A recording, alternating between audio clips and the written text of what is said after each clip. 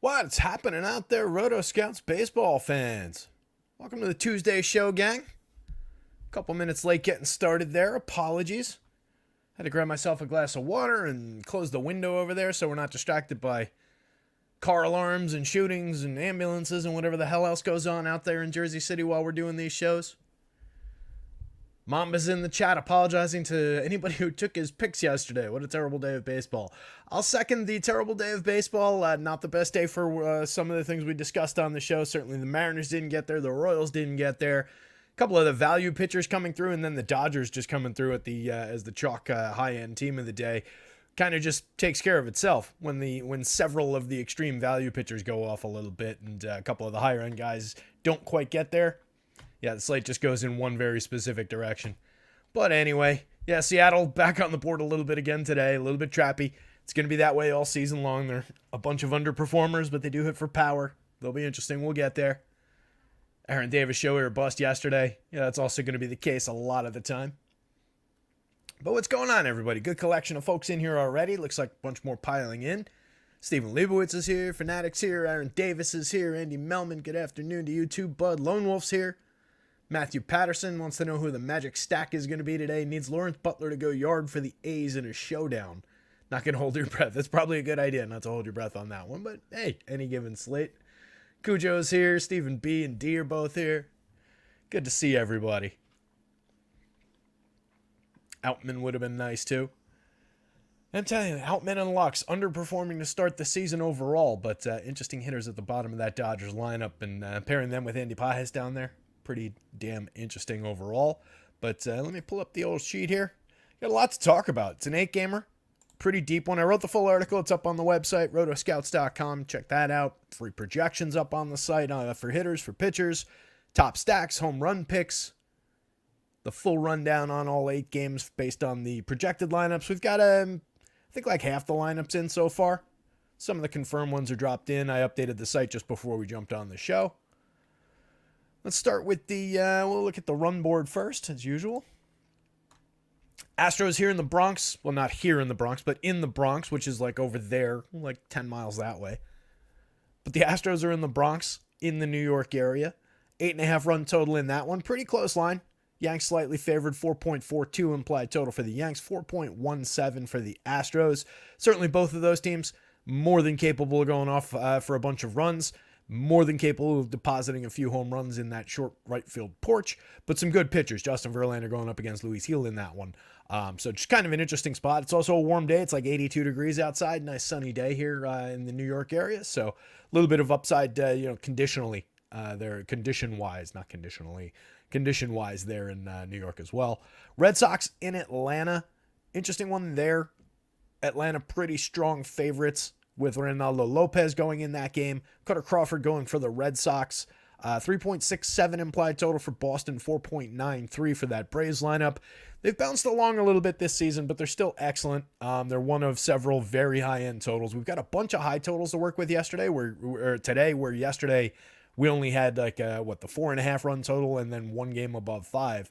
Today we've got a Coors game with the Giants topping the slate. We've got another 5+ total, one right at 4.99, 4.93, a 4.60, another 4.66, and a 4.81. So there's a lot of different spots for expected run scoring today, including that Braves lineup. The Mariners at the Twins, we were just discussing that very briefly. 4.66 implied total for the Twins side of that. When I brought up the Mariners pitching staff a few times yesterday and mentioned how they might limit the Twins and all their run scoring they've been doing over the next couple of days, I forgot that one of those guys was going to be Emerson Hancock, who's going for the Mariners today. He's had a couple okay starts during the season, but gettable spot for the Twins for sure. He's not quite the pitcher the other guys. He's about to lose his job when Brian Wu comes back this coming weekend.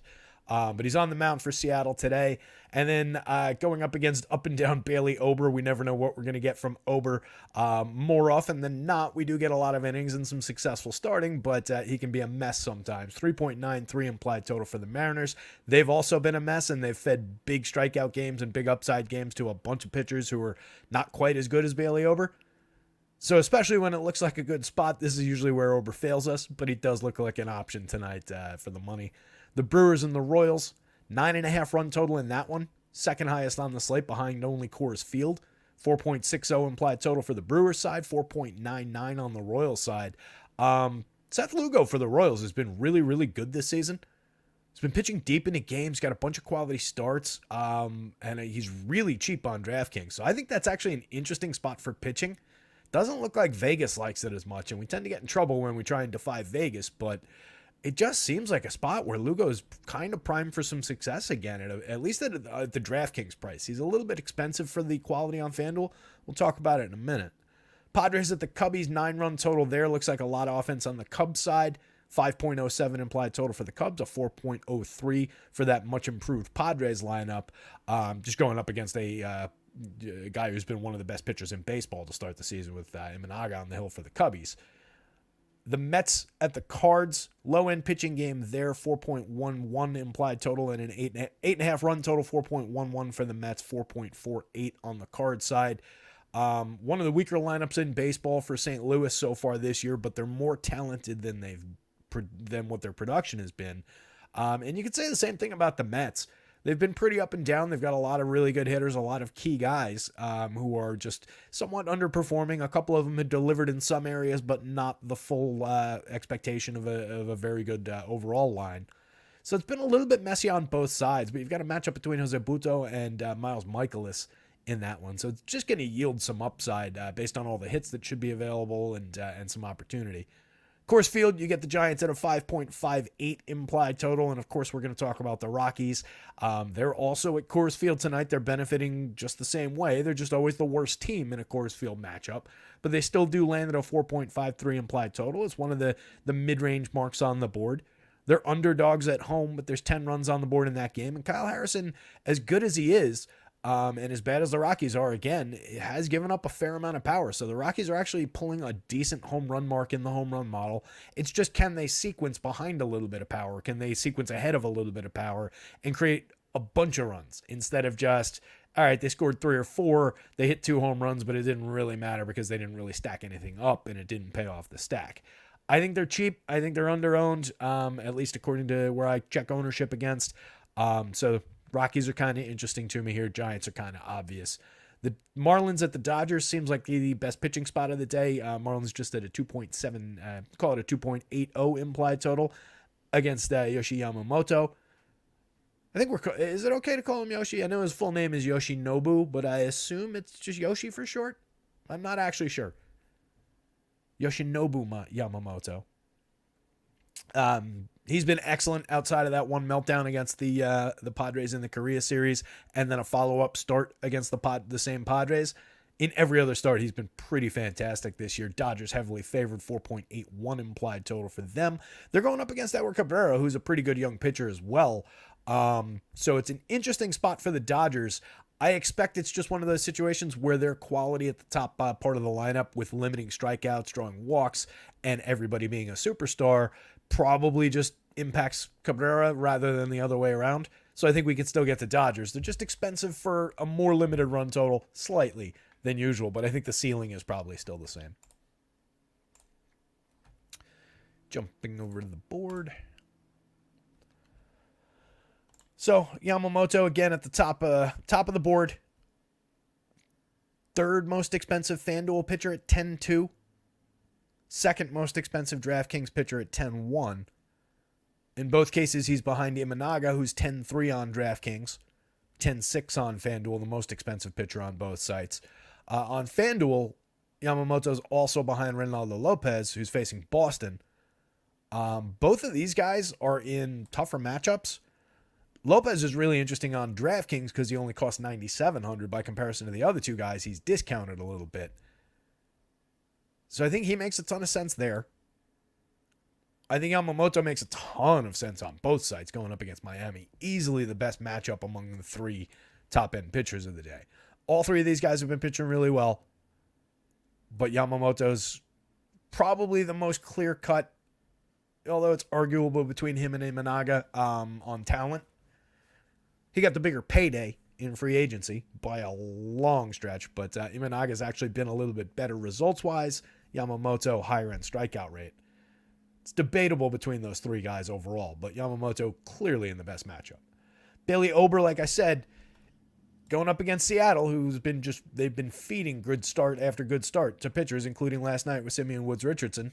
He spiked a big game at a cheap price. We could come right back with Bailey Ober and find a good strikeout game. He's only 8,500 on FanDuel, which is super affordable. Typically pitches deep in 8 ball games and chases quality starts. He's 7,600 on the DraftKings slate. That's super, super cheap. Both of these guys in this matchup, you're not going to find them much. You're not going to be able to push them down without artificially stepping on it much, just based on who they are. Justin Verlander's track record, Luis Gil, how well he's been pitching this season, despite the strong matchup, despite the ballpark. Mid-range projections for both of these guys, I think they're both playable, but I think they're also both gettable given the conditions, given the opposing lineups. So I don't love either spot, but they're both on the board for fair prices. I think the Verlander price at 99 on FanDuel is maybe a little bit high. Luis Gil is fairly priced, if not cheap, on both sites. There's a lot of upside for Gil at 8,300, even against the Astros, who I think everybody knows out there I have a pretty healthy respect for, despite some struggles early in the season. Seth Lugo, just a different price across sites. You can see, I think he's correct at 9,700 on FanDuel. 7,200 on DraftKings is absurd. He's been pitching really well. And again, just deep into ball games, pitching effectively, finding some strikeouts. Had more strikeout upside last year, so there's believable additional upside to come for strikeouts if he finds that form again. But just overall, for the effectiveness as an SP2, the way he fits in here, you could honestly, if you want to skip and just punt on the 3 very expensive starters, you can make a nice little case for some lineups just right through that stretch. And I'm including Buto in that deliberately at 8,000. You could drop Cutter Crawford into there at 85, but it's a little bit lower faith. But this stretch on DraftKings is not bad at all. That's an average price of 8,000 for Bailey Ober against the Mariners, Luis Gil, Justin Verlander, Seth Lugo against the Brewers, and Jose Buto against a scuffling Cardinals team. Just making combinations out of those guys probably pays off pretty well. And most particularly, Lugo at 72 and Ober at 76. That's kind of an interesting combination, just for how cheap those two guys are. Again, that game does have a concerningly high run total, a 4.60 total for the Brewers. I assume there's weather involved in that one. It's got to be where some of that line's coming from. Weather, like conditions favoring hitters, let's say. Roth doesn't have any notes about it. Let's...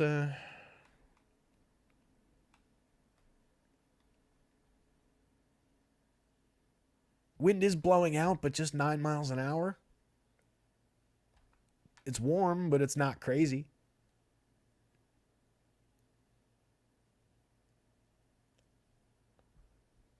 Yeah, that's just a high total. I'm kind of surprised. So again, I won't sell it too hard because Vegas doesn't love it, but at the price at 7,200, I do think that Lugo's in an advantageous position. For SP2 shares, for cheapo SP1 shares, even on the DraftKings slate.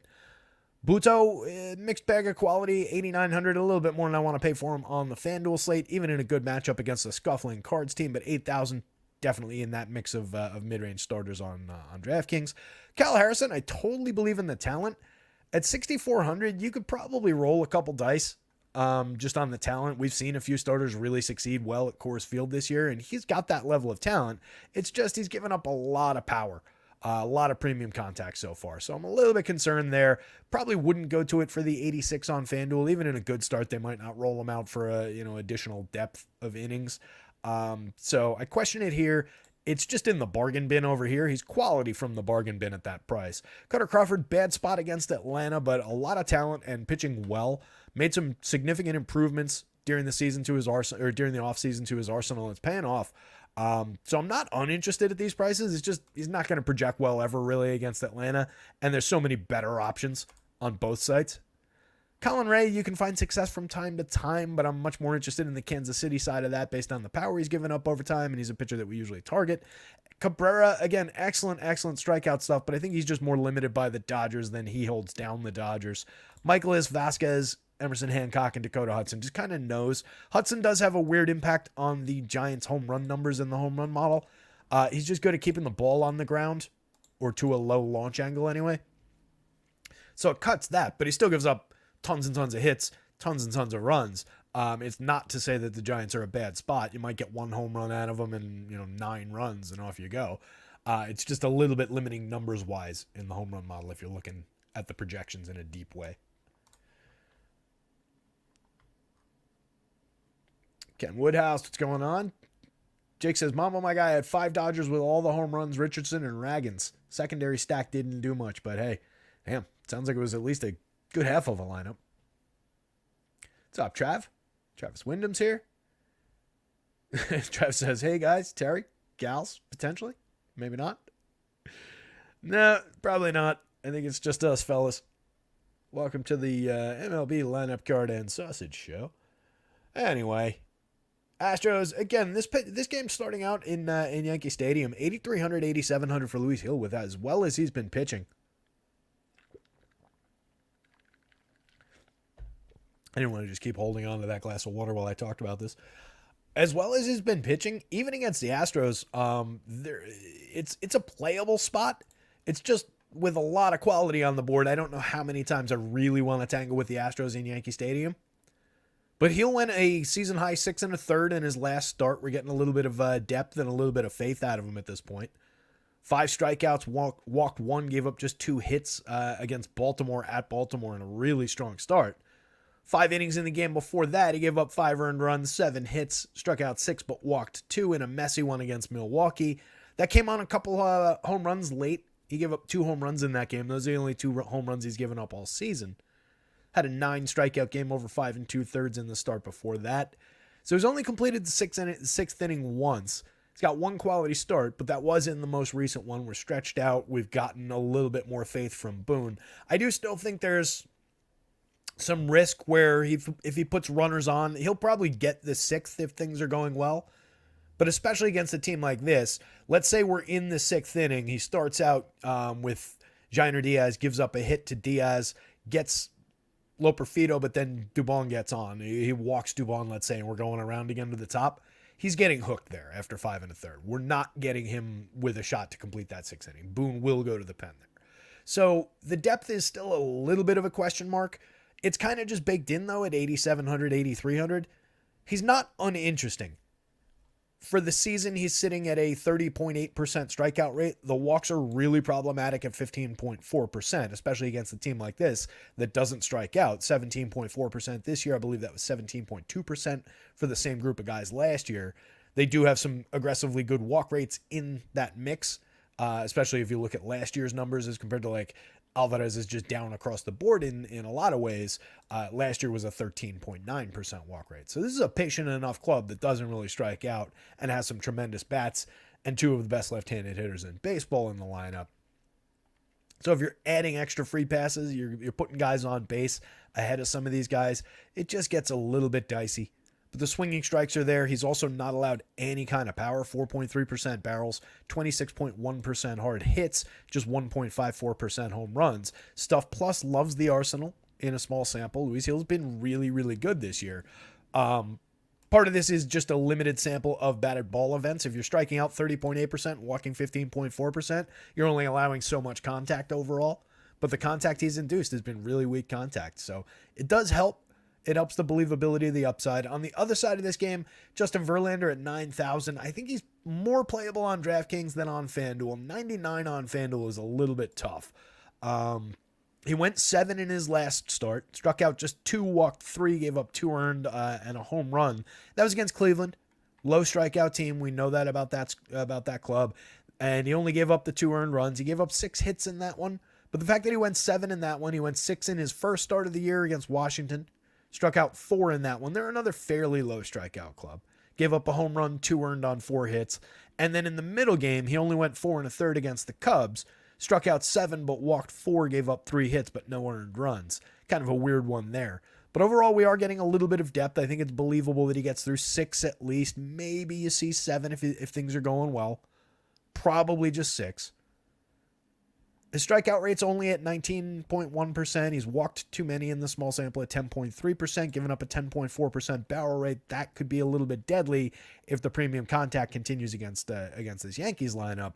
But Stuff Plus measurements are right there so far in the first 3 starts. 2.08 ERA, but a 4.72 xFIP is probably more honest for the way he's pitching right now. Just a 10% swinging and a 23% CSW. Good reasons to believe that given the depth, he's probably going to round into form at least a little bit for some of these other numbers. So that's why at 9,000 on DraftKings, against the Yankees lineup with a 21.8% strikeout rate that does have some additional strikeout upside in it, I think Verlander maybe can get through. At 99, I just question the quality start. I question the ability to get through this lineup without giving up any runs while also finding more strikeouts than he's been getting recently. So I don't love the 99 price. I'd just rather go to one of the more expensive or one of the lower level pitchers. I would take bats on both sides in this game. This is a 4-corner spot where easy to make the argument for Heel at price, easy enough to make the argument for Verlander, and then both lineups. These are 2 incredible lineups in a hitter's park, so makes a lot of sense to look at bats here, even with good pitching going. Altuve at the top, 5,700, 4,000. Let me see if we got this lineup in before we delve too far. They're usually consistent with the same lineup every day. Corbin Carroll back to the leadoff spot for the Diamondbacks, by the way. Not on this slate, but interesting note there. This is the first time per underdog. It's the first time since April 22nd he's batted higher than 7th. Rockies lineup is in.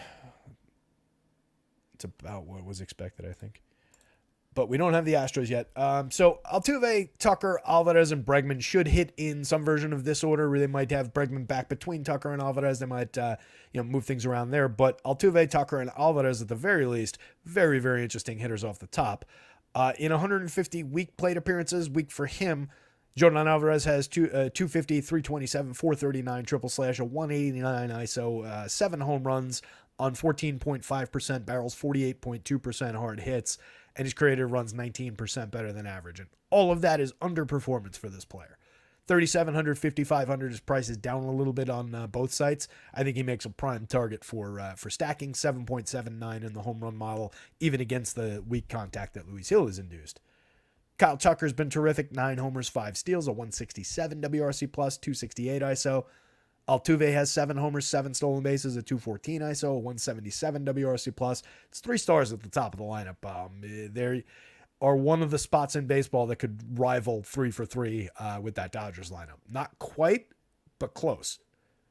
Alex Bregman really struggling, 4,200, 2,700, 202, 284, 269, a .067 ISO, 35% worse than average creating runs. The contact is gone, the premium contact at 3.8% barrels, 33.7% hard hits. The one thing that we can cling to, in addition to very, very cheap pricing for a player that has been outstanding over time, we can cling to the fact that he's only striking out 11.9%, walking still at 10.4% clip. Kind of in line with career numbers. So just with the frequency of contact, if nothing else, some of these numbers should trend upward for a player in such a good lineup, in such a good spot, who has been so good over time. I do expect the turn still from Bregman. I just would like to see it start sooner than later. Pena at just 4,300, 3,000, not really priced up, over 139 plate appearances. He's at 323, 367, 446. His created runs 37% better than average. He's hit 3 homers. He's stolen 5 bases. It's been pretty effective. John Singleton for the money, especially in Yankee Stadium with that lefty bat. Just a 3.66 in the home run model, given some of the weak contact and his just general lack of sample. But he's got 3 home runs this season, a 177 ISO. He's got notable lefty power in that bat. So for only 2,826 at first base, it's not a terrible option if you're stacking this team up. Jainer Diaz for 41.28. We know he's in play as a catcher, 274, 311, 403. Wish he was hitting a little higher than 7th. This is still the projected lineup. We'll see where he lands. If he's 5th, he's even better. But 4,100 for his quality, a 48.1% hard hit rate. 2,800 on the FanDuel slate. I think he's playable if you want to skip Singleton and play him as the first baseman. I think that totally works. But where catchers are required, that's still a really interesting price for this hitter. Loperfido and Mauricio Dubon. Dubon fits into 4 positions on FanDuel for 23, 2 positions on DraftKings for 3,000. So he stretches things out a little bit. He's not an uninteresting hitter for DFS purposes. He's not a good baseball. I mean, he's a good like utility man style baseball player, but he's not like a star. But over 77 plate appearances, we're at 99 WRC plus. Call it league average. We'll give him the extra point. 274, just a 299 on base, 397 slug, but he's got a home run and a stolen base. For the cheap salary and the multi-position eligibility, he fits in a little bit, makes things a little bit more flexible. And then Loperfido is a premium rookie. He's only made 16 plate appearances, hasn't done anything in the show yet, but he's very, very cheap with a lot of upside. Yankees, a pretty familiar version of the lineup. We get John Birdie back instead of Ozzie Cabrera at the bottom of the lineup. Birdie just 3,000, 2,100. Has 24 plate appearances, hasn't done anything yet since joining the Yankees, but hasn't really been there. He's just been hurt. They acquired him from the Marlins at the beginning of the season to fill in. He was supposed to be starting over Cabrera in replacing DJ LeMahieu. He's kind of an interesting bat, especially with cheap positional flexibility. He's 2,100 triple position eligible on FanDuel, 3,000 third base and shortstop on DraftKings. In 425 plate appearances last year, he slashed 296, 345, 406. Creator runs 4% better than average. 7 homers. We're not looking to him for power, but he's capable of driving one over the wall in Yankee Stadium. We're looking for him to get on base and steal bases. 16 stolen bases last year. Led the National League 2 years ago in 404 plate appearances. He stole 41 bases while only getting on at a 324 clip. So it's a little weird that only combined for 16 last year. But he's got a little bit of sneaky upside from the bottom of the Yankees lineup. Not an uninteresting option to wrap back around. You can use him at shortstop ahead of Volpe, who's 3,100 at the top of the lineup. You can flex him into a different spot. I like him a lot better at second base for 21 on FanDuel than I like him at third base for 3,000 on DraftKings. So that's a consideration. But I think he's at least a minorly playable part in an interesting lineup. Volpe at 46, 31, 252, 344, 370. Mixed results so far. Creating runs 13% better than average. Counting stats are there. 3 home runs, 7 stolen bases. We're back to swinging at pitches out of the zone. Strikeout rate is still down from last year. The walks are still up, though. Barrels are down. Hard hits are down. It's still a work in progress. I still don't love him at the top of the lineup. I would have left him alone. Like I said, the day they promoted him, I would have left him alone. He was succeeding in the 7 spot. Seems like he's maybe pressing a little bit more in the leadoff role. But it's a great position in terms of the lineup, hitting ahead of Juan Soto, who's been tremendous. Soto's got 8 home runs, 4 stolen bases. He's created runs 81% better than average, 16.5% barrels, and 60.9% hard hits. Aaron Judge is coming on a little bit, 220, 350, 439. He's got a 220 ISO, 129 WRC plus now. 7 home runs. He's got a 15.6% barrel and 56.7% hard hits. Starting to normalize. That's still way, way down, obviously, from the immense numbers that he typically puts up. But we're trending in the right direction. 9.02 in the home run model to lead the team. Soto at 7.79. Giancarlo Stanton at 6.79 with Alex Verdugo kind of in the middle there. Verdugo's provided a little bit of power. He's got 4 home runs on the season, but just a 157 ISO, just a 3.8% barrel rate, 32.7% hard hits. I just think he's interesting given where he's priced and getting another lefty bat in the mix in the cleanup spot there. And he's been productive. He's created runs 25% better than average. He's been good for this team so far. Stanton, still immense power when he connects, 16.4% barrel rate, 49.3% hard hits. Just 6 home runs, but a 209 ISO over 124. He's just doing Giancarlo Stanton things. That's perfectly acceptable. He's not expensive, 4,500, 3,100 for the multi-home run power upside that he has on any given slate. Anthony Rizzo coming around, 263, 329, 429, up to a 122 WRC plus. He's got 6 homers from the left side. Yet another lefty bat that's interesting in this Yankees lineup. They actually stagger a little bit lefty-righty this year. Tremendous what a few lefties can do. Gleyber Torres, 39-26, really scuffling along. A 71 WRC plus, kind of dragging things down for this lineup so far. Finally hit his first home run. He's got 3 stolen bases. It hasn't been good, but he is good. The strikeouts are back up by 10 percentage points. That's got to change as time goes on. If he gets back to this level, which was a big improvement last year, I think we're back to normal or back to the productive hitter that he was at second base last year. Not giving up on Gleyber yet. Trevino, I prefer Austin Wells at catcher, but Trevino's been undeniably productive at 283, 333, 383 with a 110 WRC plus, 2 homers. The power's a little bit of an oddity. He's not really a power hitter, but every now and then he can get you. So it's all 4 corners. Luis Hill for value, I think, is at least interesting. Justin Verlander, especially at the DraftKings price at 9,000, is on the board, but not a priority for me. 99, a little bit expensive on the board, but really low priority there. And then both teams a little bit suppressed by talented pitching, but both definitely on the board for quality as upper mid-range type stacking opportunities. I think they're both in the top half of the stack rankings as usual. So no reason really to avoid either one of these clubs in Yankee Stadium today. So a little bit of four corners action in that one. Both lineups in for this game. Yeah, Steven Leibowitz said, no doubt Verdugo a bigger home run threat in Yankee Stadium. Yeah, he's picked up a little bit of power in this ballpark for sure. But he's a very good contact hitter in general and a good line drive hitter. So he's been productive, and moving him into that 4 spot, just giving the lineup a little bit of stagger, I think is exceptional. Yeah, Denver is in trouble, Trey. I agree with that. The Ant-Man cometh. He's been crushing this postseason.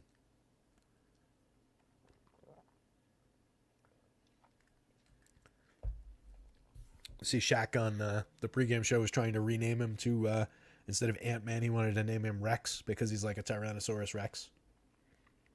Of course, I guess Shaq didn't realize that Rex means king in Latin, and that's where T-Rex comes from. Tyrannosaurus Rex, terrible lizard, or lizard king, or something like that. Pretty sure it means king. Maybe I'm wrong. Maybe I shouldn't go saying these things. No, yeah, I was right. All right, means king. So you can't call him that because obviously that's LeBron. Anyway. Soto is overrated. Of course he is, Ricky.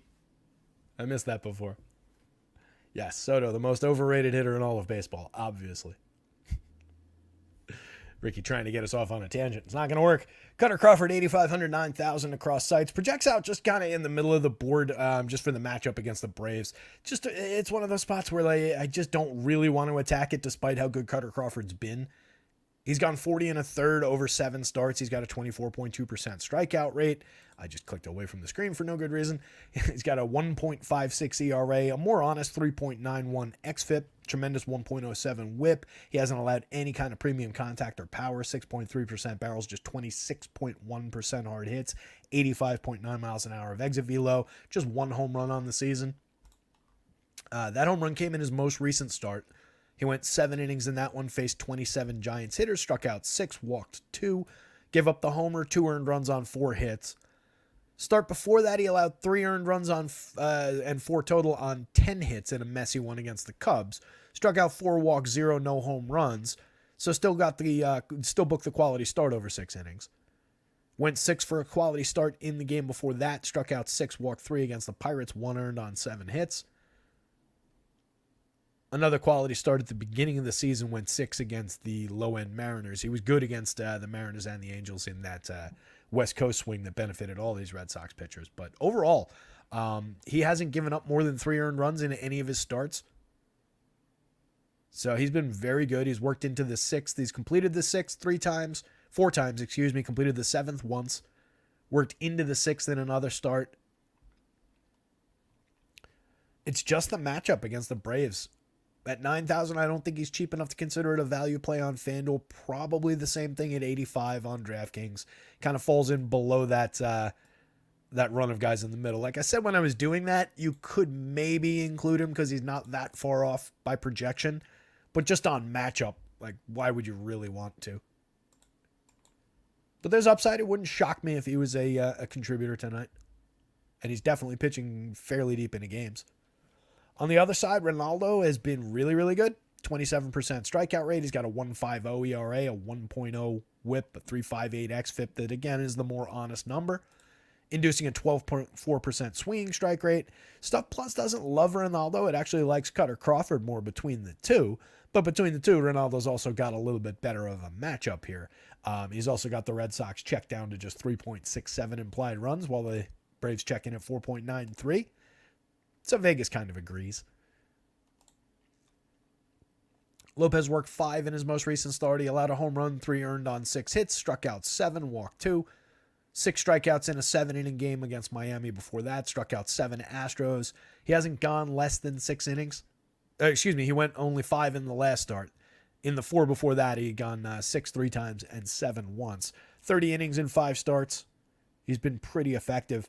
At 10.4 and 9,700, he projects out really, really well up near the top of the board. He is the cheapest among the 3 premium starters on the DraftKings slate. I don't love him as much on FanDuel, considering where he's priced in comparison to Imanaga and Yamamoto, especially with Yamamoto, again, facing Miami regardless of popularity. It's just a better spot. But at 97, I think Lopez is a little bit interesting on that DraftKings slate. The Red Sox have been a little bit better than I think people expected them to be offensively this year. But they've lost Tristan Casas. They've lost Masataka Yoshida. They've got a few interesting young bats in the lineup, but it's also a lineup that now includes Dominic Smith and Garrett Cooper. They've got their backup catcher, Reese McGuire, in. They've got Sedan Rafaela at the bottom of the lineup, who is one of those interesting players, but over 128 plate appearances, he's really struggled this season. So you're dealing with kind of a top-heavy group among those lefties and Tyler O'Neill up at the top. Maybe Vaughn Grissom gets involved from the 5 spot. So I think it favors Lopez there. I think it breaks down sensibly with the way that the projections fall. It's just where he's priced, whether or not you're comfortable paying it. But again, at 97, I do think he's a little bit of a value on DraftKings, and I don't think the FanDuel price is incorrect for where he projects out. I would much rather have Braves bats against Cutter Crawford than Red Sox bats against Reynaldo Lopez. I think that makes a ton of sense. Neither spot is great, but again, with the Braves projected at 4.9 and change, I think they make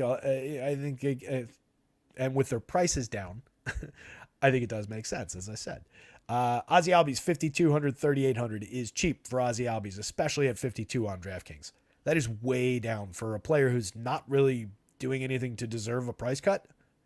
Over 110 plate appearances, he missed a couple of weeks with an injury, but 297, 355, 446 in the sample, a 129 WRC plus, 2 homers, 2 steals. Not making the best contact in the world, but I don't think the algorithm's looking at that. I think he's just a little bit cheap. Austin Riley and Matt Olson are also cheap at 53, 54.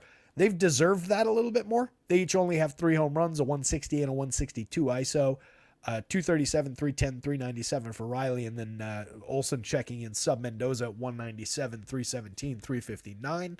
That's been a little bit problematic, but the contact is not far off the mark, right?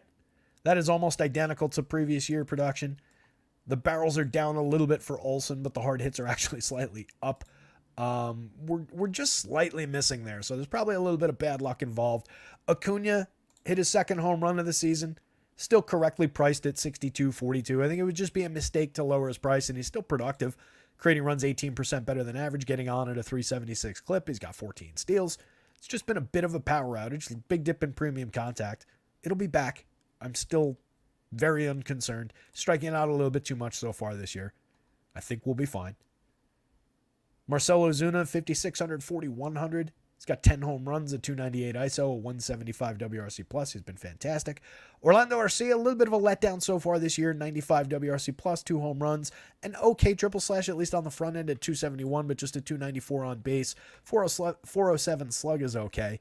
41.2% hard hits is perfectly fine. Just barreling a few fewer balls. Hasn't hit as many home runs. Might not be that far off the pace for home runs. I mean, he finished with 17 last year. So just falling a little bit short of expectations for run creation. Hasn't stolen any bases. I think he'll be fine in the long term. 37.28. He's just a mid-priced option in this lineup that's typically a little bit more productive than he's been. Michael Harris at 46.33, 3 home runs, 5 steals, a 102 WRC plus, more talent even than his line is showing right now. Travis d'Arnaud, power from the backup catcher, 5 home runs on the season, a 295 ISO in just 88 plate appearances, 12.3% barrels, 47.4% hard hits, and he comes cheap. Jared Kelenic, really back to struggling. 274, 329, 329. That was looking a lot better in the triple slash a week ago. 91 WRC plus over 79 plate appearances. Started out good, but hadn't hit any home runs. Now we're dipping a little bit for quality over the last stretch of, call it 10, 14 days. So a limited option, but there is talent there. There's raw ability there. We've seen it even in the majors. We've seen him really struggle in the majors, but we've also seen the power come through a little bit. So I'm not giving up on Kelenic at the bottom of the lineup. I think he's in play for 3,000, 2,400 as a lightly owned, low priority wraparound in that lineup. Again, with the Red Sox, it's really about these 4 guys, maybe some Vaughn Grissom. I really don't think that much of Dom Smith. He's shown us minor flashes in the past, but if he was ever going to be anything, it would have happened by now with Dom Smith. Garrett Cooper is more of a platoon-based player against lefties. He's okay in the overall, but over 56 plate appearances, he hasn't done anything really this year. 1 home run and 87 WRC plus. Last year, he hit 17 home runs and 457 plate appearances, was 4% below average for run creation, just a 168 WRC plus. Dom Smith had 12 home runs, a 112 ISO, and 90 WRC plus in his. I think that's his largest overall season sample. 586 plate appearances. He just isn't that. He's just not that good. He's an okay hitter and not really a power bat. Reese McGuire does have 2 home runs, 3 stolen bases this year, a 111 WRC plus, cheap backup catcher that's only in 69 plate appearances. In 206 last year, he only hit 1 home run, 78 WRC plus, so he's already been better than last year. Rafaela in 128 has been bad. 59 WRC plus, 202, 228, 370. 3 home runs, 4 steals. A lot of raw ability. He's a high-end prospect for them. Plays 4 positions on FanDuel for just $29. He's a $3,300 shortstop. I like him a lot less on DraftKings than on FanDuel. Maybe an effective wraparound here and there if you're building a bunch of Red Sox stacks. But going back to the top, Jarren Duran has stolen 9 bases. He's created runs 7% better than average. Getting on at a 337 clip. He's got 1 home run. He was a little bit better than that last year. 295, 346, 482. Created runs 20% better than average. Stole 24 bases. 8 home runs. Maybe the power's about in line, but he had a 187 ISO, so he was driving the ball more last year, regardless of home run upside. Just a 138 ISO in the small sample so far this year. You can see barrels are down slightly. Hard hits are down a little bit. Again, small sample, but he's also striking out less. He's walking a little bit more. So there's a give and take there. Interesting lefty hitter to start the lineup off. Rafael Devers at 11.09 in the home run model. He's got 4 on the season. As I've been saying, Rafael Devers is not far off the mark at all, and you're getting him for 5,100 on the DraftKings slate. Yeah, it's up against a talented pitcher, but still, again, above the magic number for power. He's got a 15.2% barrel rate, 50% hard hits. That's not far behind what he's been in the past. He's hit 4 home runs. He's back up to 292, 411, 506, 213 ISO. He's created runs 58% better than average. Still looks a lot like Rafi Devers to me, so I'm not really sure why the price is quite so low on DraftKings. Take advantage. 5,800, 3,400 for Tyler O'Neill. He's a little bit cheap on FanDuel. 9 home runs this season, a 341 ISO, creating runs 86% better than average, over 108 plate appearances, making tremendous contact. And then Wilyer Abreu for 4,100, 3,100 across sites. 105 plate appearances. He's maintained some productivity, creating runs 40% better than average. He's getting on at a strong clip. A little bit of power, some stolen base upside. Decent amount of premium contact that was pretty solid in a small sample last year. Over 85 plate appearances last year, though. He was the same guy. We've looked at this already in the past, but I mean, you're talking about now 190 plate appearances of quality. That is a really good player across those two seasons. Good spot in the lineup. Another left-handed bat. And then Vaughn Grissom, a high-end prospect for 29-24. He's only made 8 plate appearances this year. Hasn't done anything in them. In 80 plate appearances last year with the Braves, 280, 313, 347, but was 22% worse than average creating runs. Hit 5 home runs the year before in 156 plate appearances. Also stole 5 bases. Just kind of a guy who's been looking for an opportunity, so it's a good chance to see what he can do at 29-24 across sites. So it's kind of another 4-corner spot. Ronaldo Lopez over Cutter Crawford on both sites. Crawford moderately playable, but I don't like tangling with the Braves on a deep pitching slate. Braves bat's probably the most playable situation going up against Crawford. And then just the top end of the Red Sox stack really as a contrarian option against some Ronaldo. If you buy a lot of Ronaldo at price on either site, really, I think it makes sense to take a hedge position in Red Sox lineups in other lineups.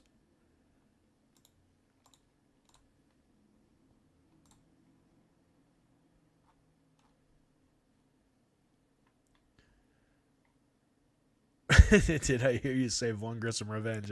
As I was talking about it, it didn't even register. Yes, he is going back up against these Atlanta Braves who sent him packing. But as we know, revenge does not exist, especially in baseball. I mean, it exists. He might want to go out there and hit 3 home runs, but good luck just making that happen any given day.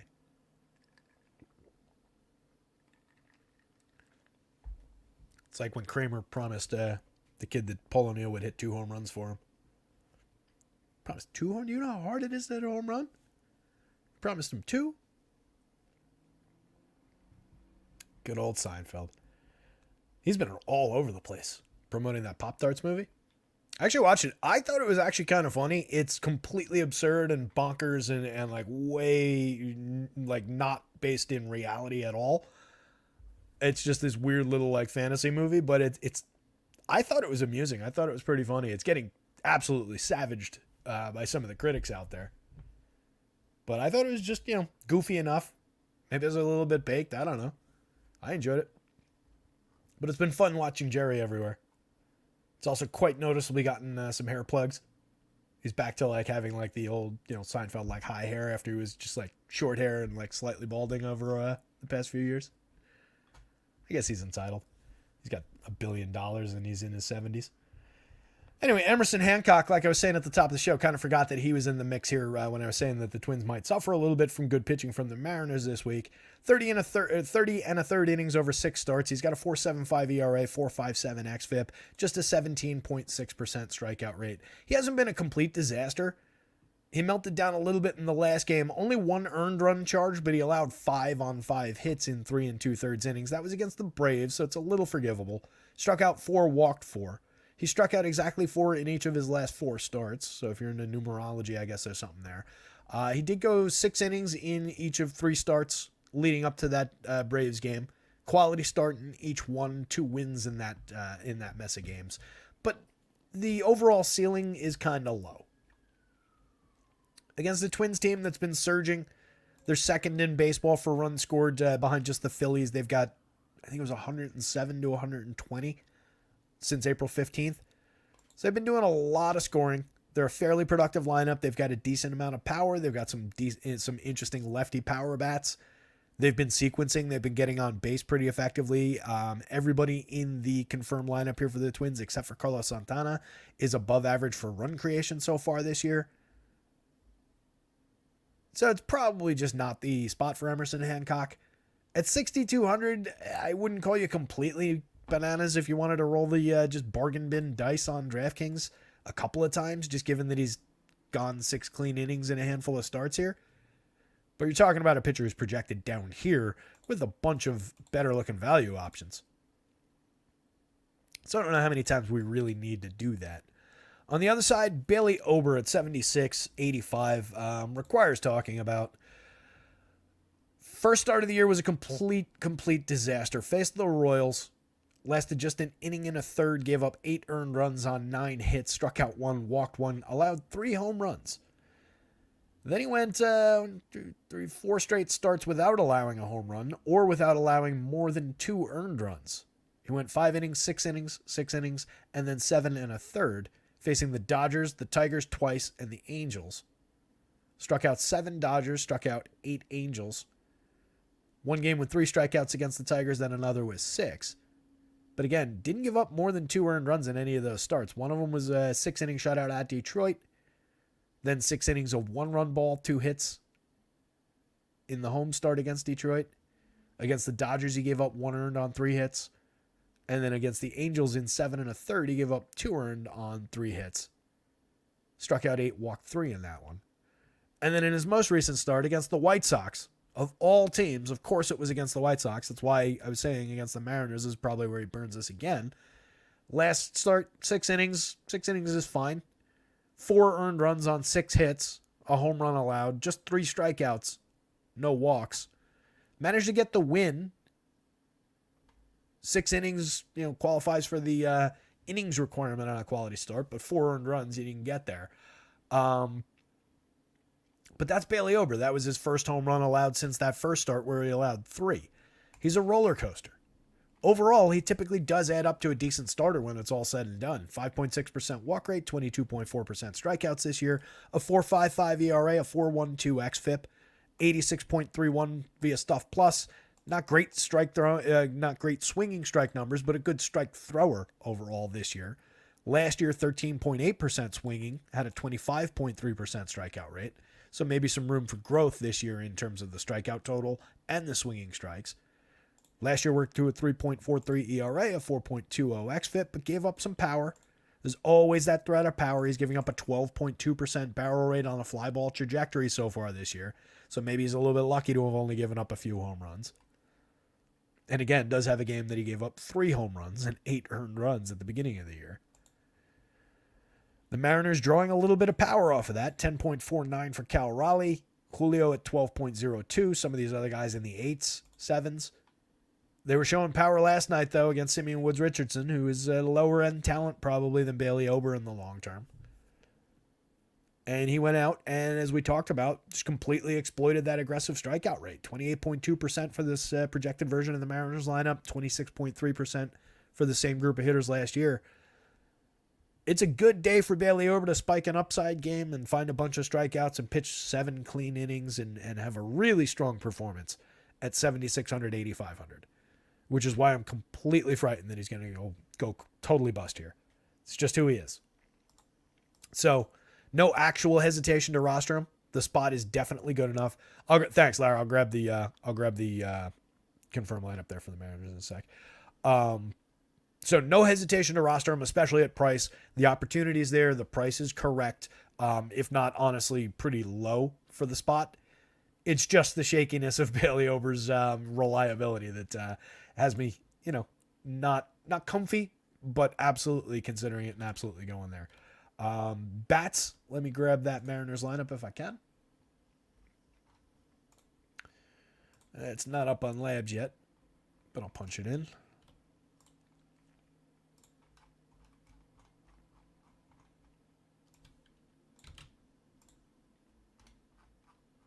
No Cal Raleigh, I think Larry said, is a definite downgrade. So it's Rojas, Julio Polanco, Mitch, back-to-back Mitches. France, Urias.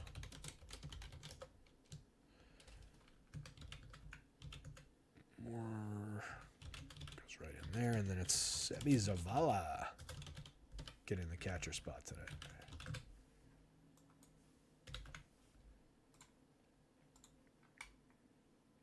Yep. All right. So now it jumps to a 29.3% strikeout rate.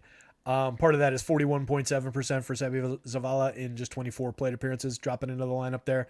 You also get Urias at 32.7. There are a ton of strikeouts in this lineup. Same group of hitters last year, 26.3%. So believable over time. Again, just significant opportunity for Bailey Ober to go out at a great price and completely let everybody down. I'm sure he's popular. Somebody asked about his ownership. Let's see.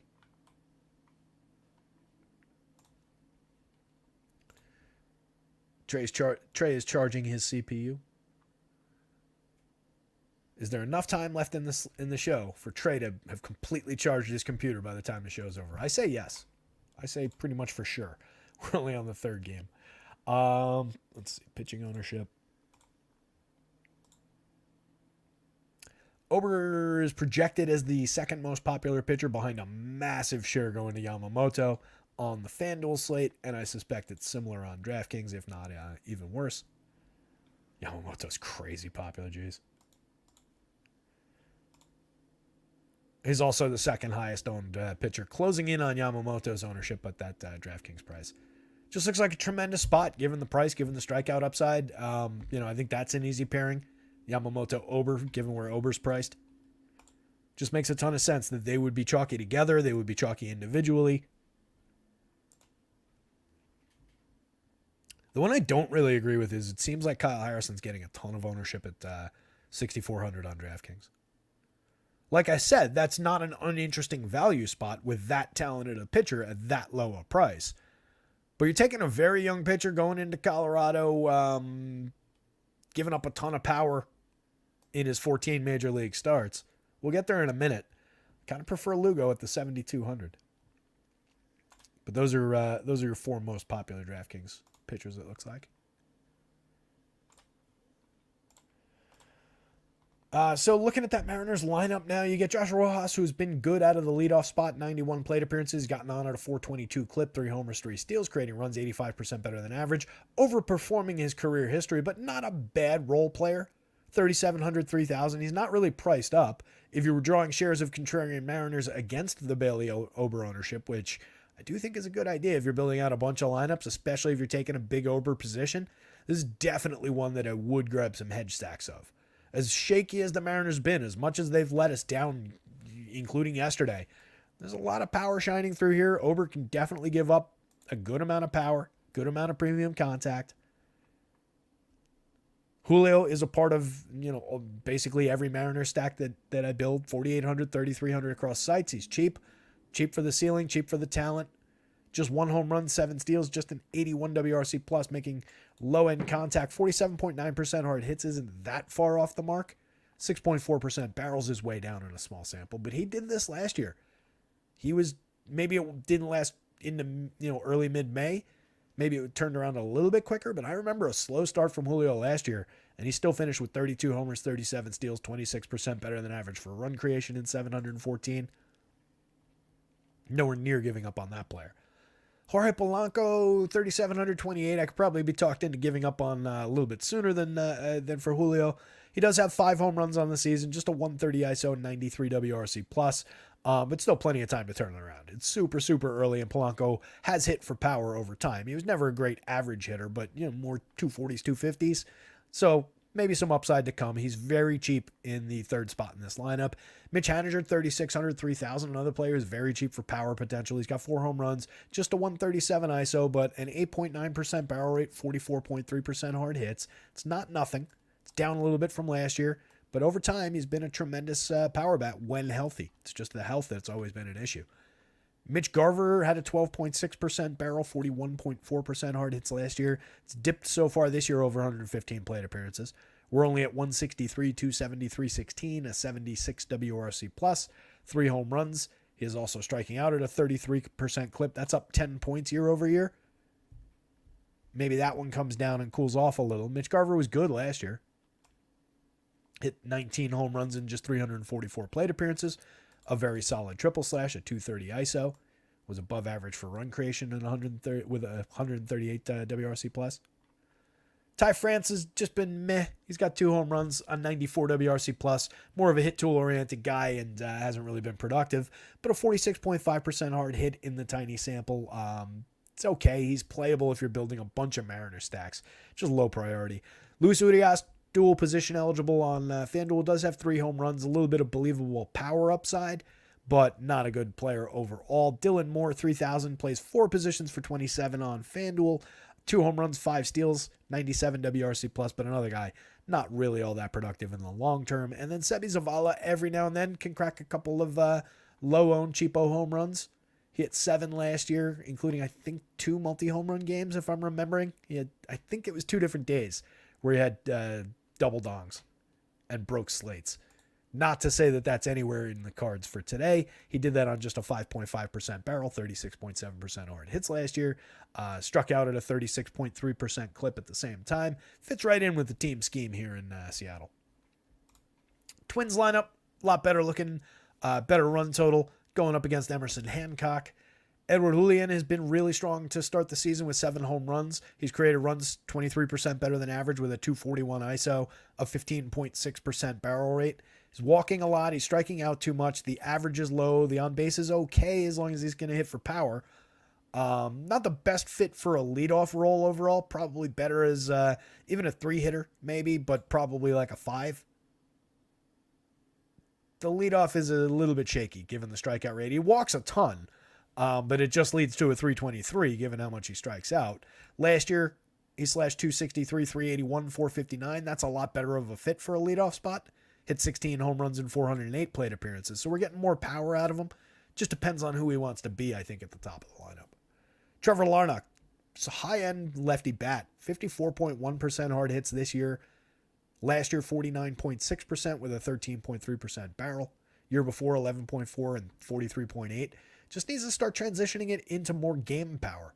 8 home runs in 212 last year, 5 home runs in 180 the year before. He's got 2 already in just 52 plate appearances this year. He's created runs 66% better than average in the small sample. Only cost 4,000, 3,100 from the left side against a weak righty. I think a very targetable spot. There's a little bit of projectable power right there. Nobody over the magic number, but everybody chasing it at a decent rate. Ryan Jeffers for 46-34, one of the more interesting catchers on the slate, hitting 3rd in a productive lineup. 272 ISO, 6 home runs so far in 120 plate appearances, despite really a dip in his contact profile. If this goes back up to this, these numbers could go up even further. So Jeffers has been good with room to do a little bit more, honestly. Grading runs 67% better than average. Max Kepler in 70 plate appearances, 2 home runs, a 180 ISO, 153 WRC+, and we know that there's a good lefty power bat over time there, striking out a little bit less, walking a little bit more in a small sample this year. Carlos Correa over 74 plate appearances, not done hitting the ball hard. If nothing else, Carlos Correa can still mash the ball when he makes contact. He's at a 279, 392, 393, so he's still getting on base, hitting for average a little bit in 74 plate appearances. His creator runs 33% better than average. I like the upside for 4,100, 2,800 for a player like that at shortstop, who I know over time has been very, very good when he's in the lineup. Alex Kirilloff, multi-position eligible on both sides. Another quality lefty bat. 2 home runs, a 102 WRC+, a 189 ISO. Makes pretty good contact at the plate. Willie Castro, pretty significant stolen base upside. Only 4 on the season. He's getting on at a 331 clip. Last year, stole 33 while getting on at a 339 clip over just 409 plate appearances. Also hit 9 home runs. He's got 2 already this year. Off to a solid start as an everyday player this year. Every day because he's filling in for a couple injured guys, but every day right now. Carlos Santana, 188, 278, 330. Like I said before, the only guy in this lineup below average for run creation right now. Does have 4 home runs. Is the only guy who doesn't strike out aggressively. Well, not the only one, I guess, if we're including Larnach and Jeffers and Kepler in that. But overall, doesn't really strike out aggressively. Walks at an okay clip, but we're probably on the backside for Carlos Santana here. Jose Miranda, just a 16.2%. I misstated that badly. Several of these guys don't strike out that much, including last year. I was thinking we were on the other side when I said that, I think. Anyway, Miranda, 16.2% strikeouts. Doesn't really walk a ton, so we're getting a decent amount of balls in play. Hasn't really hit the ball all that squarely this year. 37.3% hard hits last year, 42.1% the year before. A decent enough line drive bat, maybe in like that Harold Ramirez kind of a mold. Not a ton of home run power, but a little bit of productivity over time. 2 years ago in 483 plate appearances, 15 homers, a 158 ISO, 117 WRC+. That's the kind of hitter I'm talking about. I think he's playable from the bottom of the lineup, but it's not a good lineup spot. Don't love it at third base either. Either corner, really, at 2,600. Not that you prioritize really Carlos Santana over him at first on FanDuel, but there's options. So Ober is a yes, but uncomfortably so. It's like, I know this is going to blow up in my face, but you have to play it given the price, even with popularity on it. I would definitely hedge on the other side with some Mariner stacks. I think they're kind of interesting, given his propensity to completely implode in strong-looking spots.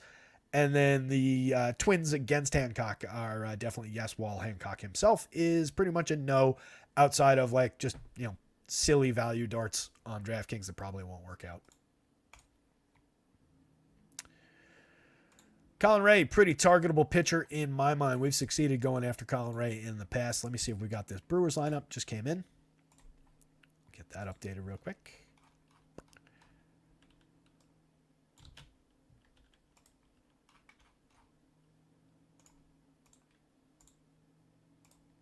One of you guys, I forget who it was, sent a pretty funny tweet yesterday that I caught. Whoever it was, who was it? I forget which one of you it was, but you were retweeting. It might have been you, Steven. You were retweeting Adam's link to his new YouTube show, which I haven't caught. I didn't catch it yesterday, but wish him well. Obviously, Adam Scherer started a YouTube channel. He also goes earlier in the day than we do, but it just cracked me up because I think one of the tweets, the final part of the tweet was like, here's a great show for DFS content, and it's done in an efficient manner. And it was like, wow, that's awesome. And I pulled it up, and it looked like Adam knocked out the full slate in a half hour, and it took me 2 hours yesterday. Different approaches to shows for sure, but enthusiastically endorse Adam Scherer's show. Adam has production skills. That was you, Steven? I thought so, yeah. Larry C says Adam has production skills. Might have somebody helping him out. I'm not sure. But no, I would totally wish him well. That tweet that Steven sent just cracked me up, though. So let's get this Brewers lineup correct. Sal Frelick, Contreras, Tyler Black, Willie Adames, Bryce Turang, Reese Hoskins, Joey Ortiz, Churio, and Blake Perkins switching spots. All right, let's talk Seth Lugo. Seems like he's going to be a little bit popular given this ridiculously low DraftKings price at just $7,200.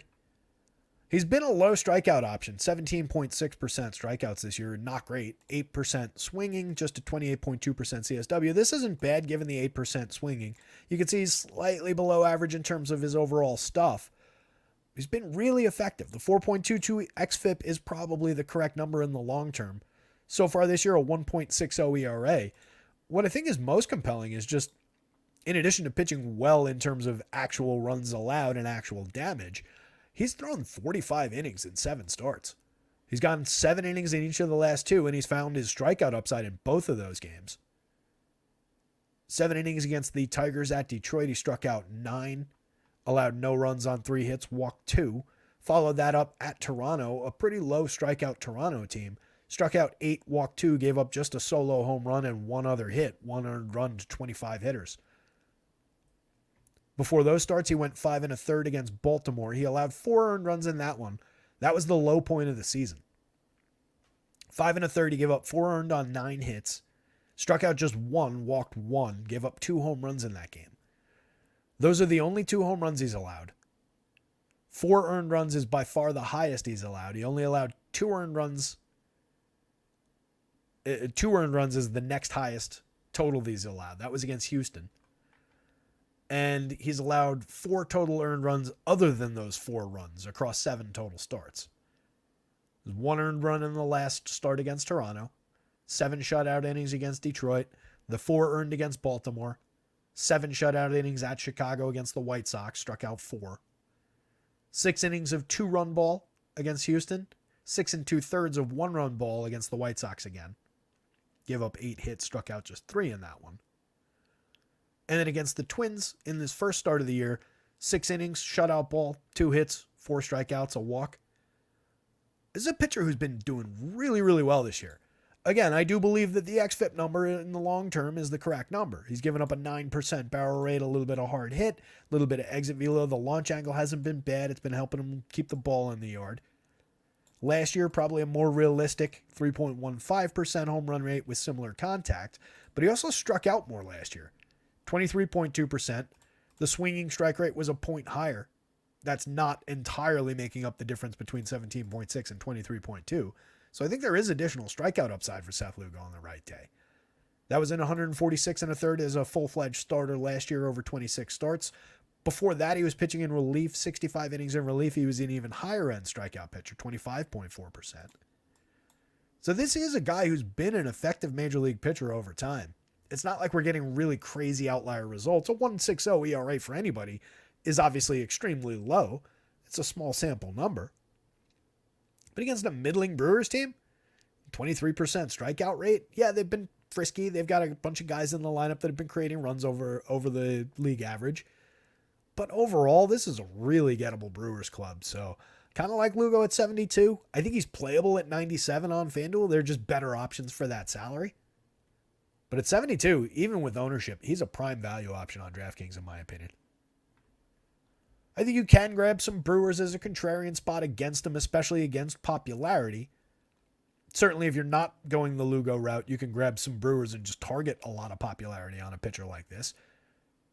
If he's not striking guys out and he is allowing a little bit more premium contact, gets unlucky for home runs, you could see a home run from Willie Adames. You could certainly see one out of Reese Hoskins. He's got a 7.91 on the home run model. Adames at 7.13. You get William Contreras at 7.39. He's been their best hitter overall this season. Him and his brother have been like the 2 best hitters in hitting catchers in baseball. They both hit second every day. William is at 328, 406, 507. Creating runs 61% better than average. He's got 5 home runs, 3 steals. 5,500. I think he's a good pay up to be different option as a catcher one-off on DraftKings, and he's a critical part of any stack of this team. Sal Frelick, more of a contact-based hitter. 4 stolen bases, not really getting on at a strong clip. 12% worse than average creating runs. Tyler Black is cheap at 2,900, 2,500. I looked at his minor league numbers when I wrote the article. I'll pull it up real quick. Or I'll pull it up. I got to stop saying real quick as a tag on those statements. I will pull it up and find it. Just 20 plate appearances in the show, 3.70 in the home run model. He had 5 home runs and 117 plate appearances at AAA to start the season. And then he had 18 across 500 plate appearances in AA and AAA last year. So he's an affordable bat with maybe a little bit more power upside than the model might be appreciating at 2,900, 2,500. If you're targeting this team, it's not a bad option in the 3 spot. Willy Adames has 6 home runs, 5 steals, a 127 WRC plus, one of the more productive stretches that we've seen from Adames recently. You can see I creeped over a little bit, 217, 310, 407 last year. Did hit 24 home runs and stole 5 bases. I expect him to settle in more around this number at the triple slash. If he maintains this pace, he's become a better hitter overall. Not uninteresting for 44-34. His price hasn't gone up for the productivity. Bryce Turang has 14 stolen bases, pair of home runs, 296, 364, 407, jumping up the lineup. Kind of interesting there. I would actually consider Turang in the leadoff spot if I were this team. 364 on base so far this year. I don't really care about speed from the leadoff spot, but if you're thinking about a traditional baseball sense, you want to book some speed there too. Frelick in a good year last year in 223 plate appearances had a 341 on base. Turang was worse last year in his rookie season, just 285, but it's been really good out of the gate, and it is supposed to be the better of these two players overall. So, maybe it's a little bit Anthony Volpe moving into the leadoff spot that I didn't like with the Yanks, but given how productive he's been, I would give him a shot up there with Frelick not really doing anything. Rhys Hoskins at 42.31 at first base. Again, 7.91 on the home run model. He's got 6 on the season, a 202 ISO, a 13.8% barrel rate. That's all we ever ask of Rhys Hoskins, a little bit of power here and there. Joey Ortiz for 27.25. Not the best option at third base, but not a bad young hitter. 265, 386, 426 over 83 plate appearances. Got a home run, a stolen base. Been good for run creation so far. Churio moving up a spot, swapping with Blake Perkins. Perkins has been easily the more productive of the two. 129 WRC plus, 4 homers, 3 steals. Churio just 4 homers, 6 steals. Churio 4 homers, 6 steals, just a 76 WRC plus, just a 222, 267, 352 triple slash. Underperforming his talent level so far in the show, but a tremendous amount of raw talent for the prospect. The Royals going up against Colin Ray. Like I said, Colin Ray is definitely a target to me. He's gotten 6 in each of his last 2 starts. Gave up 3 home runs and 5 earned runs on 4 hits to the Yankees 2 starts ago. Had a much more effective start against Tampa Bay in the most recent one. 5 strikeouts, 2 walks, no runs on 4 hits. He's capable from time to time of breaking one of those kind of starts off. But overall, he's pretty gettable for power. Last year, a 4.45% home run rate over 22 starts, 124 and 2/3 innings. Did have a 21.3% strikeout rate, 10.2% swinging, not a bad CSW, but a 4.55 ERA, a 4.31 xFIP, all this premium contact. That's what we're looking for. That's what we're targeting with Colin Ray. We've done it successfully in the past. Happy to go back to the Royals here, even with some underperformances, even with some scuffling hitters like Hunter Renfroe, MJ Melendez, and Nelson Velasquez all in the lineup and all bringing things down at the bottom of the lineup right now. A lot of lurking power in those 3 hitters. Over 101 plate appearances, Renfroe's got 3 in 113. MJ has 4, and Nelson just at 2. These 2 players have been stuck at these totals for the last, 3 weeks now? There's a lot of premium contact. There's a lot of power lurking there, though. Again, just scuffling along. What they don't do well is sequence. It does hamper this team's ability to turn the lineup back over, and you can lump Kyle Isbell right into that as well. He's at 214, 252, 357, creating runs at a 69 WRC plus, 3 homers, 3 steals for him. So the bottom 4 hitters, you can get a little bit of DFS quality out of them. I wouldn't leave them out of stacks, especially with how cheap they are. But they've been shaky. So if Colin Ray's going to succeed, it's probably in getting these guys out and then just kind of limiting the damage from the top end hitters. Top of the lineup is still weird with Michael Garcia at 236, 292, 379, 88 WRC plus. They really believe in him in that leadoff role, though. Pretty good premium contact profile. He's got 4 home runs, 8 stolen bases. Just an awkward fit if he's not going to get on base. Kind of brings down the value of Bobby Witt, Vinny Pasquantino, and Sal Perez. All three of them, I think a lot of Vinny Pasquantino. I mentioned the premium contact and the frequency of contact is what I love about the hitter. I think with that in mind, everything else is going to trend upward. I expect him to hit for a little bit more power. He's got 4 home runs, a 171 ISO, 46.2% hard hits. Just needs to elevate the ball slightly more, a little bit more frequently, and we're getting more home runs. Bobby Witt is a star. 4 home runs, 12 steals, a 155 WRC plus, a 229 ISO. Sal Perez has 8 home runs to lead the team, a 232 ISO. You get a little bit of power.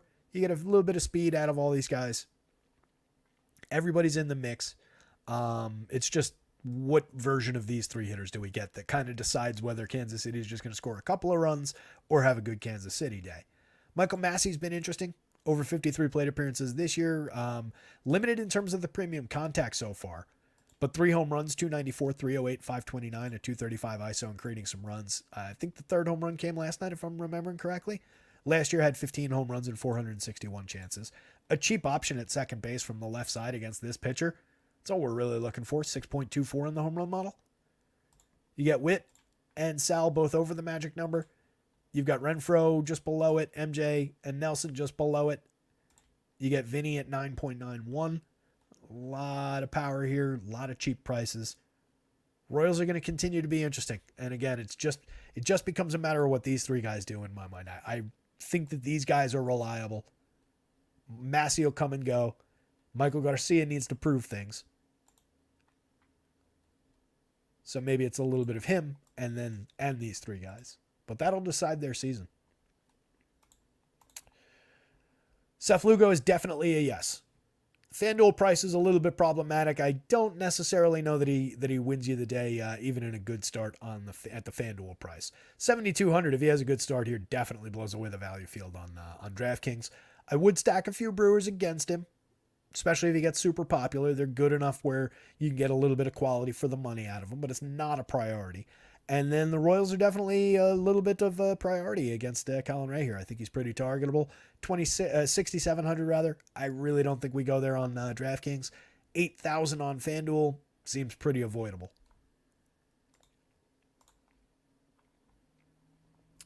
Padres and the Cubs. Doesn't look like we've got lineups for this one. Yep, we did get the Padres. And it's weird. Load this up real quick.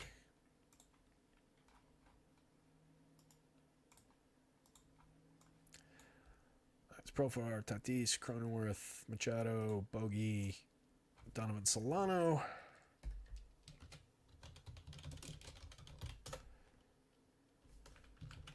Kim moves back to the 7 spot. That's Jose Bokar and Higgy in the lineup. Former Yankees catcher, always been good at putting bat on ball. A little bit of underappreciated home run potential from time to time. Unfortunately for Higgy and the rest of these Padres, they're going up against Shota Imanaga, who has been one of the top pitchers in baseball so far this season. 0.78 ERA, 0.78, a 3.17 xFIP. Not really betraying that by too much. It's a handful of runs more than his ERA, but it's still a really strong mark. 34 2/3 in 6 starts. He's got a 26.5% strikeout rate, a 3% walk rate. He's just been really good. He struck out 7 Mets in his last performance, went 7 innings, gave up just 3 hits, no runs. He's given up 3 earned runs all season. 2 home runs. Those all came in 2 starts in the middle. Start against Miami, he went 6 innings, struck out 5, walked 0, gave up a home run and 2 earned runs. 3 total runs on 5 hits. That was his worst start of the season. Next game at Boston in Fenway, struck out 7, walked 1, gave up a home run, but just the solo home run and 5 hits, no other runs. Pitched deep into the game, bunch of strikeouts. Hasn't given up any runs in any of the other 4 starts. He's walked 4 hitters all season. He's been excellent. Stuff plus 99.39. Doesn't really totally appreciate what he does on the mound. A little bit of gimmicks with timing and keeping hitters off balance in addition to having some sharp pitches. That's for the full arsenal, that rating. I think he's got 2 of his pitches that grade out as above average. by Stuff Plus. At 10-3, 10-6, he's expensive, but he grades out really, really well. It's just, this is an improved Padres lineup, but it doesn't have their improvement in the lineup today. Jurickson Profar in the leadoff spot, not Luis Arraez. So it's a downgrade for the Padres lineup. It's an upgrade from where Imanaga was even just a few minutes ago. Profar's been excellent this season. 341, 425, 524. 177 WRC plus leads the team. We're ignoring the 315 over 4 plate appearances for Solano, obviously, in that. I just don't think that the next 150 plate appearances look anything like this 150. We've seen, maybe not this extended, but we've seen spurts from this player before. At one point, he was supposed to be good. Maybe not this good, but good. And he just never really landed as that guy. Is it impossible that he's made the leap finally and is real? It's not impossible. He's been doing it. I just still really, I'm not a full believer. Fernando Tatis is only 5,000 on DraftKings. I'm a full believer in that. 7 home runs, 5 stolen bases, a 195 ISO, creating runs 26% better than average. A little bit of a dip in terms of the triple slash and everything. He's not quite where he needs to be, but still a 13% barrel, 53% hard hits. Yeah, you can buy that for 5,000. 4,000 on FanDuel is correct. Jake Cronenworth has been really good in the 3 spot. Another guy I've been wrong about so far. 285, 351, 496, a 212 ISO, 6 home runs. He's been really, really good for them. Only cost 4,300, 3,000. First and second base eligible on FanDuel is interesting. Just first base on DraftKings. I think he's playable there if you're going to this team. It's just a bad matchup against Imanaga, who's been so good. Manny Machado for 4,500, 3,500. A little bit of home run upside. Him and Tatis at or above the magic number. Or slightly below and above the magic number, I guess I should say. Manny's got 5 home runs, a 152 ISO, creating runs 10% better than average. Another player, like we talked about yesterday with him, the contact is right where it needs to be, if not better than it's been in recent years. It's only 142 plate appearances. We'll see how it continues, but I believe in the upside for Manny Machado, and I think that the contact is a good indicator of that. Bogarts has been bad. He's up to 224, 283, 306, just a 77 WRC plus, 2 homers, 2 steals. He's very cheap for his talent at 2,800 on FanDuel with second and short eligibility, 4,000 on DraftKings. Donovan Solano is another shortstop in this lineup. He's the dead min on FanDuel, which isn't uninteresting. 3,000 on DraftKings. He's a first or third baseman over there. Last year in 450 plate appearances, he only hit 5 home runs, but he slashed 282, 369, 391. He created runs 16% better than average. 284, 339, 385 the year before that, only 4 home runs. Not a power hitter, but a guy who knows how to get on base, puts decent bat on ball. Not uninteresting in this lineup. Adding him and when he's in the lineup, Luis Arraez, gives him a couple really reliable contact guys. Arraez is a different planet than Donovan Solano. But Solano's kind of interesting here, especially at this price. It's just, again, a terrible matchup. I'm not endorsing the Padres really here. I'm just kind of intrigued by that. Somebody to keep in mind for the next few days. Campusano, 3,400, 2,800 in other spots, a very playable catcher. In this one, not great. Azokar and Kyle Higashioka at the bottom of the lineup. Higgy, 2,800, super affordable. He's got a home run, 172 ISO, but a bad spot in the lineup. And again, we're just kind of home run hunting with Higgy. Look at all that premium contact over the last 2 years in a backup role with the Yankees. 11.1% barrels, 48.3% hard hits, 9.8 and 48.1. So far, small sample this year, hasn't really done much. And it wasn't tremendous game power. It was 10 home runs each of those 2 years in 260 and 248 plate appearances. That's a decent total for that many plate appearances. It translates to, 20 plus over a full season if he continued it. But bottom of the lineup against a really good pitcher who hasn't given up really any power at all so far. Kind of a tough ask. Cubbies, one of the prime spots for offense, 5.07 in the implied runs column. Puts them second highest behind only one of the teams at Coors Field. They're going up against Randy Vasquez, who has a 13.5% strikeout rate over 7 2/3 in his 2 starts. Does have a decent stuff plus mark, 5.87 ERA and a 5.24 xFIP though. Excuse me.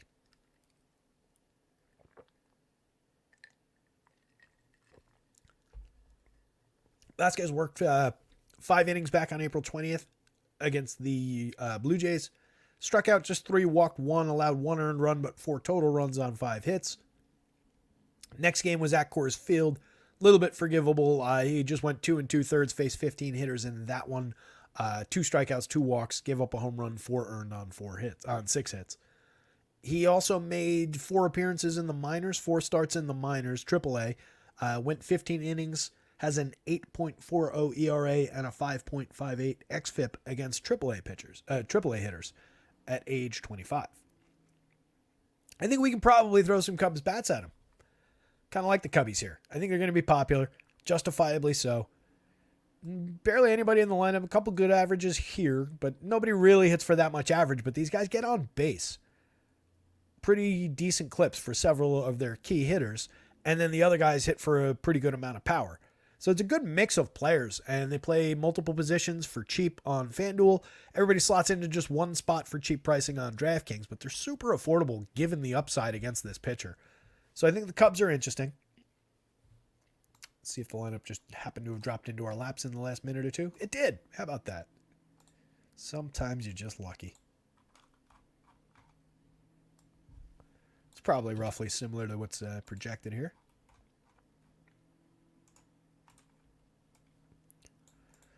Nico, Tauchman, Cody Bellinger's back. Oh shit, I didn't realize that.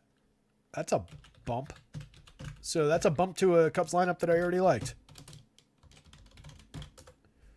Bellinger, not Cody T. Silent T in Cody's name now. Morel, Ian Happ slotting in 5th. Bush is still in the lineup. So no Wisdom. You do get Bush. Oh, that didn't work.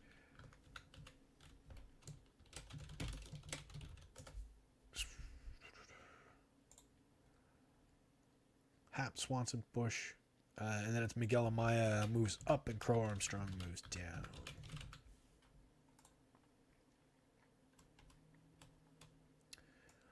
All right. So it remains a very playable lineup. In fact, I think it gets better adding Cody Bellinger in the 3 spot, especially now that I see he's 49 on DraftKings and even more importantly, just 2,800 on FanDuel. He was kind of scuffling early in the season, was just starting to find his form, and then was out of the lineup. I forget what the injury was. 97 plate appearances. He does have 5 home runs. He had a 214 ISO. He was up to a 107 WRC plus. The strikeouts were dead on consistent with last year's improvement. He was walking a little bit more in the small sample. 10% barrel rate was up a little bit in the small sample from the last 2 years. Super interesting adding Cody Bellinger back in the lineup. Nico Hoerner gets on base at a good clip. Hasn't really been running that much, but still 43 bases in 688 plate appearances last year. Like the upside for run creation. I like him as a correlated scoring piece in conjunction with Tauchman, Cody Bellinger, Chris Morel, Ian Happ. This is a lineup that I definitely am interested in. Tauchman getting on base at a 412 clip. Has 3 home runs on the season, a 175 ISO. Creating runs 54% better than average. He's been tremendous for them. He had a 363 on base last year in 401 plate appearances. It probably won't stay this high, but it's believable upside from a journeyman outfielder. Only 3,900, 3,000. This is what Mike Tauchman does. So I think he's, at worst, like I said, believable at worst. Bellinger, super interesting. Chris Morel, 4,400, 3,500, 8.71 in the home run model to lead the team. Cody Bellinger, second at 7.53. A lot of power upside from those 2 bats, lefty-righty. Getting Morel in the outfield for 35 on FanDuel is interesting. It gives you an opportunity to roster another high-end third base bat. Ian Happ, just kind of bumping along this season, but does still have a 349 on base. Creating runs just 1% below average. The power's been out a little bit. The production's been down, but Ian Happ is a very good player over time. He hit 21 home runs and stole 14 bases with a 360 on base, a 118 WRC plus just last year. Dansby Swanson also down a little bit this year. 4 home runs, 4 steals in a small sample. 13% worse than average for run creation last year. 4% better than average. 22 homers, 9 steals. Year before, 25 homers, 18 steals. Dansby's still very good. Michael Bush surged out of the gate this season. 6 home runs. Slowed down a little bit over the last week or two. 220 ISO, 254, 311, 475 overall. A lot of power from the left side of the plate. Miguel Amaya, kind of a skippable catcher. P. Crow Armstrong. High-end prospect, an elite defender who has been a little bit up and down in his first 41 plate appearances, but does have a home run, 2 steals, and minor league track record of being a decent hitter. So I think he's playable, just not in a great spot in the lineup. Priorities are really top 7, but it's a very interesting top 7. Not sure. I was going to say, like, I kind of wish Patrick Wisdom was still in the lineup, but there's really nowhere to put him. So I get it. Yeah, Cubbies are very interesting here against Vasquez. This is going to be a popular team tonight, though. Imanaga, big yes. Cubs bats, pretty big yes. Padres, contrarian hedge position with some interesting players and some underperformers from known commodity veterans. I don't think they're unplayable. I just really don't like the spot going up against Imanaga. Their run total is just 4.03 with the Cubbies at 507 on the other side. Just not a great spot for Pods. Wouldn't shock me if they succeeded, but especially taking Arraez off the top of the lineup now, I just really like what he does for them at the top of the lineup, so that was a disappointment. Both lineups are in for this one. That's helpful. Mets and the Cards, some low-end pitching. Jose Butto hasn't been bad overall, but I think he's been overperforming his talent. He does have a very good matchup against... I got that one already. Very good matchup against a Cardinals team that has, again, been the second worst team in baseball ahead of only the White Sox, both for runs and for home runs. They've just been bad. A lot of good name recognition, a lot of good name value in that lineup. Wilson Contreras has been really good, but everybody else kind of underperforming. So I don't think Butto is unplayable. It's just, do you really want to roll him against, a team with some upside when he's got himself just an 87.69 stuff plus mark for his full arsenal? He's walking 12.4% mixed in with the quality that's led to a 2.57 ERA, but a 4.11 xFIP under the surface.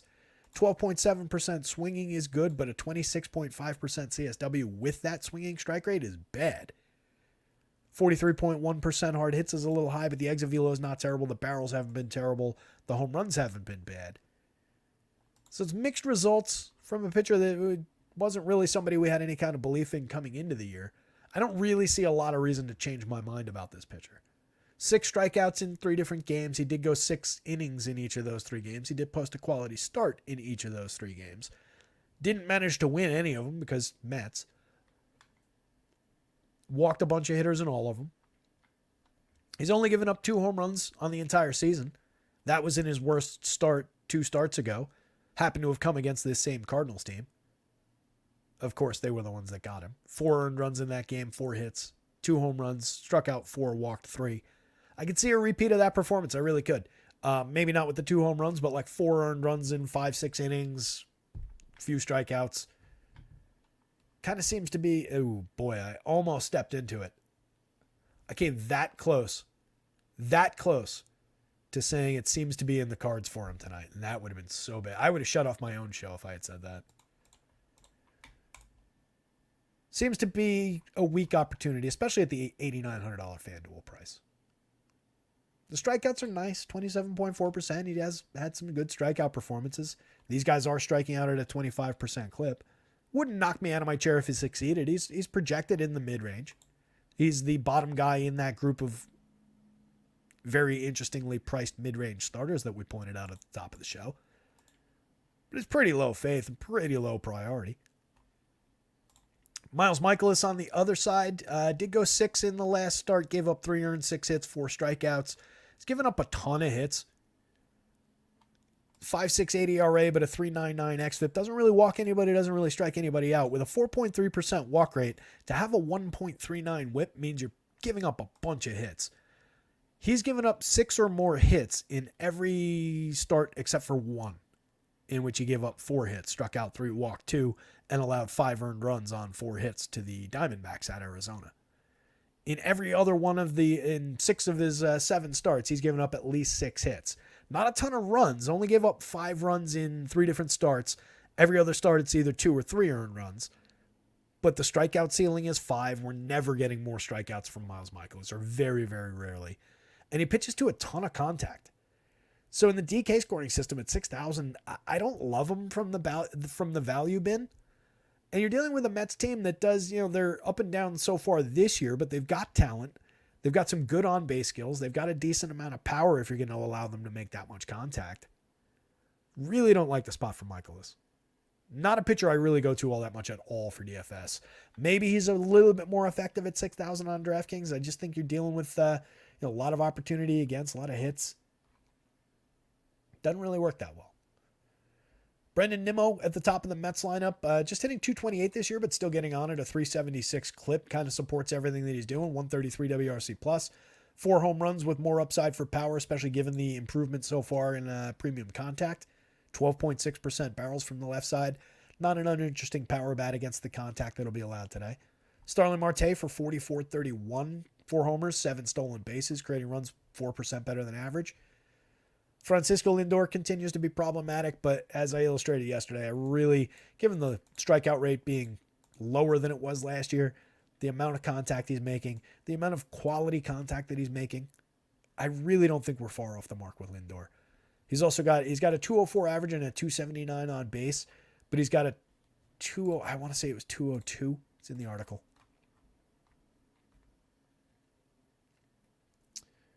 202 BABIP this year. He's just been really unlucky in a lot of ways. I think we're going to round into form sooner than later for Francisco Lindor. 31 steals and 31 homers last year. Pete Alonso, kind of similar. 205, 293, 417. He's got a 212 ISO. He's got his 8 home runs, a 104 WRC plus. The power's just been weird.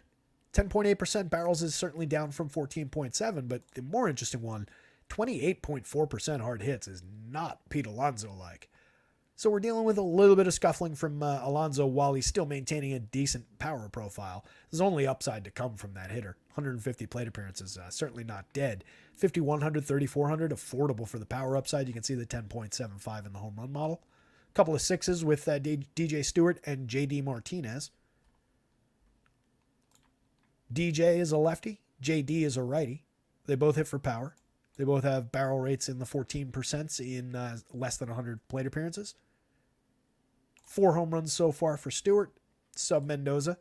No home runs in 36 plate appearances so far for Martinez. 273 average is all right. Creating runs exactly at league average. DJ Stewart at 42% better than league average in a larger sample, but still a very, very small one. I believe in the bats for both of those guys. I think they're very affordable for the power upside against this pitcher. Brett Beatty, 2,900 on both sides at third base, a playable third base option. Just a 102 ISO, 3 home runs, making weak contact, but has made better contact. Did last year. 259, 328, 361, creating runs 6% better than average. They're not asking a lot for him. Jeff McNeil back down the lineup where he belongs. Tomas Nido mostly here for defense. Don't really need either one of those hitters. McNeil can be frisky from time to time. If you're going to the Cards against Jose Butto, I do think that it's the top of the lineup as usual. But you do get Nolan Gorman in there, and Lars Nootbaar is interesting left-handed bats from later in the lineup to target. It's just a lot of underperformers. You can see all 4 of the last 4 hitters in the lineup, the now confirmed lineup, have an average of 163, way below the Mendoza line. An average on base of 249, average slugging percentage of 241. If you're unfamiliar with baseball, these are bad numbers. The top of the lineup hasn't really been that much better. Wilson's been good, 274, 394, 538, a 264 ISO, 6 home runs, 2 steals, creating runs 66% better than the average. Tremendous contact profile. Goldie and Arenado really struggling for their premium contact right now. Arenado hitting the ball a little bit more. 286, 349, 391, but his profile for premium contact has been just completely lost. Goldie's making a little bit better contact, but just 2 home runs for him, a .070 ISO, a 71 WRC plus, 203, 297, 273. It's been really bad. Quick decline for Paul Goldschmidt if any of this is real. If this is to be believed, that is a shockingly fast decline. He's been in a little bit of a slide over the last couple of seasons. But this would be a total abandonment of anything he had going for him. I don't believe that that's the case. I think he'll come around. But it's starting to get a little bit concerning. Burleson for 29-24, not much of a hitter. 83 WRC plus in a small sample. Hadn't really done all that much in the past. 8 home runs, 3 steals, and 347 last year. Nootbaar is a effective player. 14 home runs, 11 steals, a 118 WRC plus in 503 last year. Gorman hit 27 home runs, to lead the team last year. Stole 7 bases, had a 241 ISO, 118 WRC plus. So far, that's completely abandoned him. He's got 4 home runs, but just a 155 ISO, way sub Mendoza, way below average for run creation. 11.4% barrels is great, but it's not coming with many hard hits right now. Really struggling, 33.1% strikeout rate. Brandon Crawford, Michael Ciani, just kind of afterthoughts at the bottom of the lineup. Crawford was kind of unfair to lump into those samples with just 21 plate appearances, but he wasn't really good last year. Over 320, he was at 194, 273, 314. So that makes me comfortable to leave him in there. 7 home runs. Once upon a time, a decent left-handed power bat at shortstop, but doesn't seem to be that player anymore. So, only like a loose yes for anything from this game. I think either stack is a little bit more playable than either pitcher. Michaelis, for me, is just a no across sites, even at the value price on DraftKings. I'm just not a believer. I don't think there's a lot of upside there. Buto at 8,000 is more playable, given the matchup and the success that he's had this year. Just not a big believer in that. And at 89, I just don't want it on FanDuel. And then Mets bats more interesting than Cards bats, but both just kind of land in the middle for me.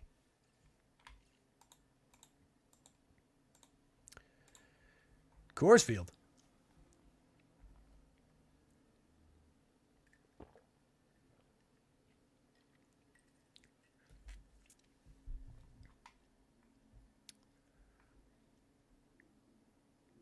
Yes, I think that's the correct spelling. Adam Scherer, for anybody who's looking for Adam's show. Give him a follow, subscribe, all that stuff. Just don't forget to keep coming back here. That's all I ask. We've got an open relationship. You're allowed to sleep around. Just keep on coming back to, where your bread's buttered. Lone Wolf, crazy hitting weather in Chicago. Cincinnati 2 on the turbo slate. Larry says, holy crap to the Rangers score. What do the Rangers do? Bob Jones loves me. I love you back, Bob Jones.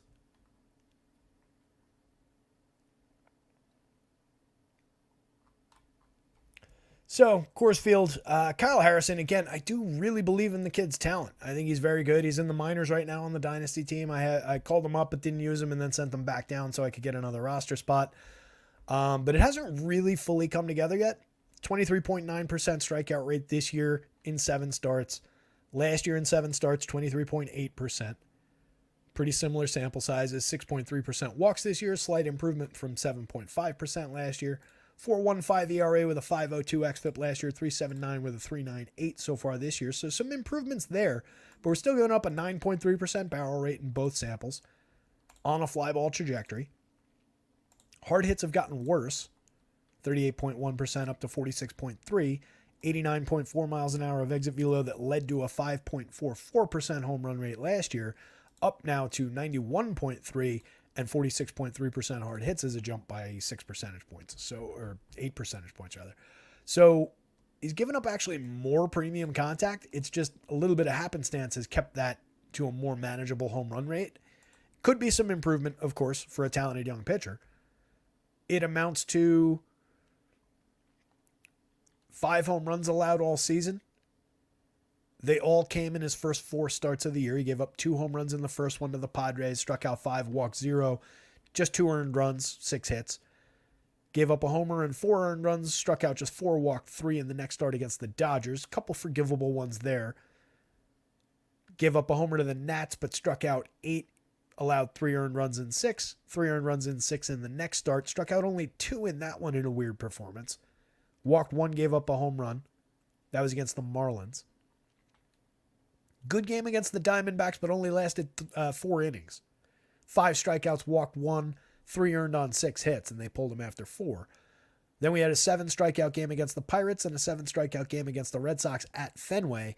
But in that one, he only went 5 because he walked 5. He gave up just 1 earned runs and 3 hits, but wasn't pitching efficiently. So those are the kinds of things that can burn you in Coors Field if you have a weird walk game like that. That's an outlier game. His walk rate is a sharp 6.3%.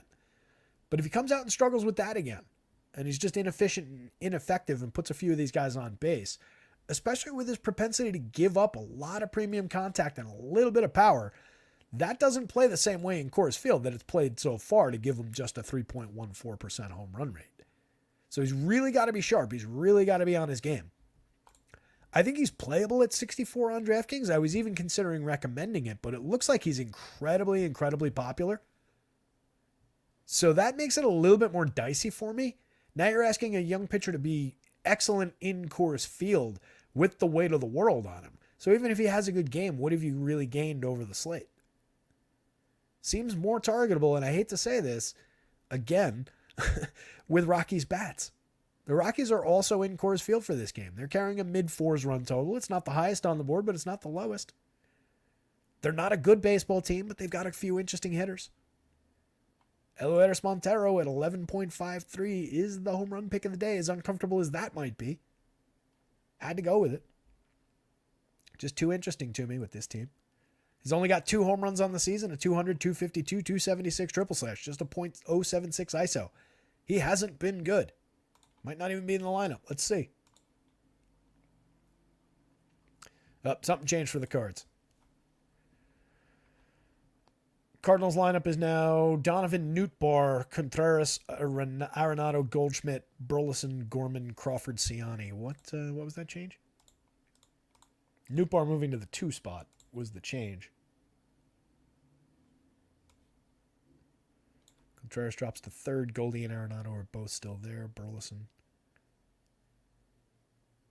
Did they just shuffle the order? I think this is all the same hitters. I think they just shuffled the order. So Nootbaar moves from here to there. All 3 of these guys just move down a spot. Burleson moves down a spot. And then Gorman is in the 7th spot. Crawford and Ciani. So yeah, they just move the order around for the Cards. I'll just...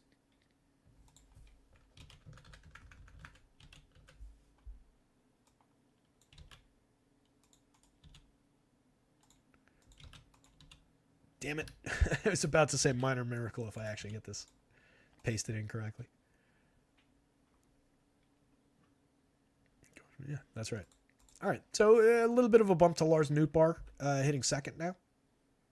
A little bit more of a threat to Jose Butto with him hitting 2nd. Not bad. Looks like we've got the Giants lineup, but not the Rockies. So we weren't on that side of the game yet, but Lee Estrada, Wade, Conforto, Flores. That's a little bit different. Not that different. I think it's all the same players in a different order for the Giants here. For the Rockies side of things, before we let me grab it.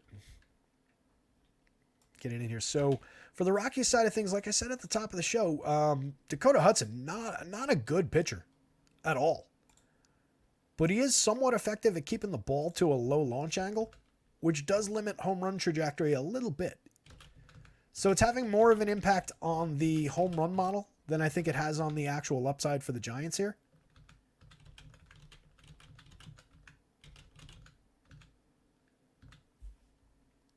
Just a couple shuffles there. So you can see it in the home run model. We've seen this with pitchers like this before, where there's not much success here, right? Dakota Hudson so far this year, a 12.8% walk rate, a 12.1%, 12.8% strikeout, 12.1% walk, a 5.93 ERA, and a 5.04 xFIP. Just a 7.7% swinging, a 25.3% CSW. Everything is bad. He gives up some hard hits. He gives up some exit velo, but it's on an 8.2 degree average launch this year. It's led to just a 2.13% home run rate in the small sample. If you don't believe in that, over 81 1/3 last year, 12 starts, same thing. Gave up barrels, gave up some hard hits, gave up some exit velo, had a bad ERA, a bad xFIP, a bad strikeout rate, a high walk rate, low swinging strike rate, terrible CSW, but managed to keep launch angle to just 4.6 degrees on average. Limited home runs to 2.54% over a bigger sample. And an even bigger sample the year before that, 26 starts now, 139 2/3. Bad strikeout rate, bad walk rate, bad ERA, bad xFIP, bad swinging strike rate, bad CSW. But just a 6.3 degree average launch, 1.51% home runs. It's the one thing he manages to do is induce not even ground balls, just a low launch angle. So we're just looking for these Giants to get on base, sequence, maybe one of them homers. Everybody else hits 2 or 3 doubles. We just go around the bases a whole bunch of times.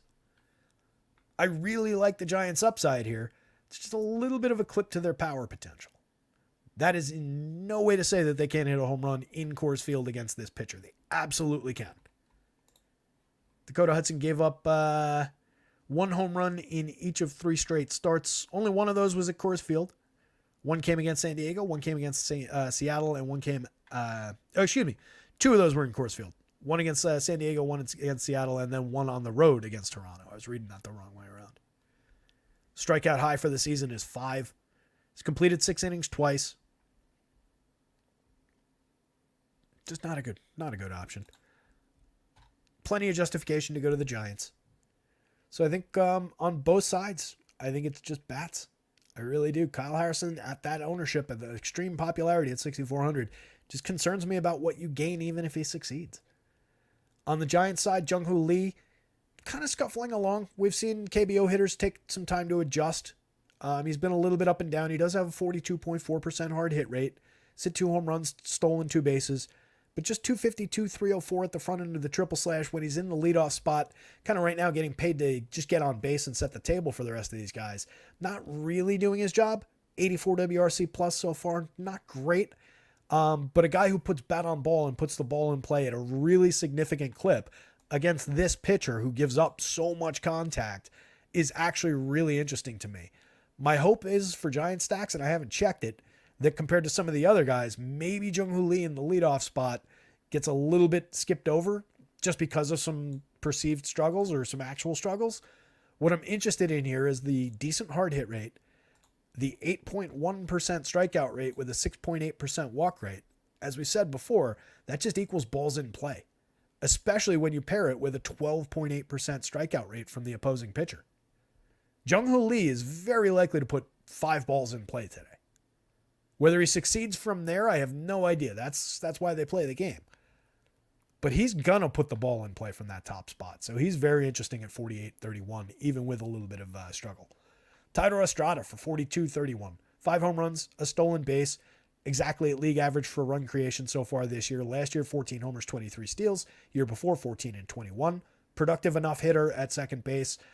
Needs to get on base more than he has so far this year to really be truly productive, but for the money, for DFS purposes, absolutely in play. Another guy with a very low walk rate the last couple of seasons, definitely can put the ball in play, just strikes out more. Lamont Wade, tremendous on base option with a little bit of power from the left side. 3.93 in the home run model. I like Lamont as one of the more likely Giants among a bunch of unlikely home run hitters. He's one of the more likely guys to get it. Pretty good contact profile over the last few years.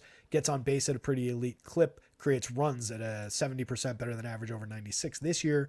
And 22% better than average over 519 last year. Michael Conforto, a little bit of power from the left side. Pretty good contact profile so far in his comeback. 5 home runs. 252, 296, 441. Creating runs 13% better than average. Coors Field game for a lefty hitter like that, not uninteresting. Wilmer, 46-28, just a first baseman is not really ideal for Wilmer. He's just got 1 home run this year, a .095 ISO. Last year he had 23 in a career year, 284, 355, 509. Year before he had 19 and 602. Decent right-handed power bat. Not a star, but just a 12.2% strikeout rate. So another guy, 13.9 last year, another guy who will put the ball in play pretty frequently and with a little bit of power upside. So definitely in play. Yastrzemski, a little bit of pop from the left side. He's got 3 home runs this year, a 123 ISO, 84 WRC plus. Cheap batting, Coors Field. The Giants aren't really priced up, by the way, for Coors Field on either site. Highest priced player is $3,300 on the FanDuel slate. Highest priced player is $5,200 on DraftKings for this matchup. Kind of interesting. Matt Chapman at $5,200 on DraftKings, $3,000 on FanDuel. 4 home runs, just a 137 ISO, 74 WRC plus, but still an intriguing contact profile. I think he's making a lot of errors at third base. I think I remember seeing that note. Just 5 plate appearances for Sable so far this year. He had 13 home runs and 344 opportunities last year. 158 ISO, 92 WRC plus. Take him or leave him option in Coors Field game, and then Nick Ahmed, same thing. Never really a offensive player, but in a take him or leave him spot at the bottom of the lineup at Coors Field. The interesting side, I think, is the under-owned Rockies, given where some of the power's checking in against Kyle Harrison. Again, just to put one final button on it, I do think Kyle Harrison is a very, very good young pitcher. It's just that he's given up a ton of premium contact in his 14 major league starts. This is a bad baseball team. But they do generate a little bit of premium contact for some of these guys. Some of these guys are interesting righty power bats. Ryan McMahon's been oddly successful against same-handed pitching in a small sample this year while not being at all successful against it throughout his entire career. Not entirely sure what to expect from Ryan McMahon in this spot, but he checks out at a 10.86 in the home run model. Eleuders Montero again leads the team at 11.53 and is the overall home run pick of the day. You've got Tovar, 3 home runs, 3 steals, just an 80 WRC plus. He cooled off after a hot start. Last year, 15 homers, 11 steals. Brenton Doyle last year, bad triple slash, but 10 homers, 22 steals from the bottom of the lineup. It was kind of interesting in spots. Now, maybe back up at the top. This is still the projected lineup. Remains pretty cheap on DraftKings at 44. Priced all the way up to 36 is not really comfortable on FanDuel. He's better as a value play. 3 home runs and 4 steals in a hot start, though. 279, 323, 426, creating runs 1% worse than average.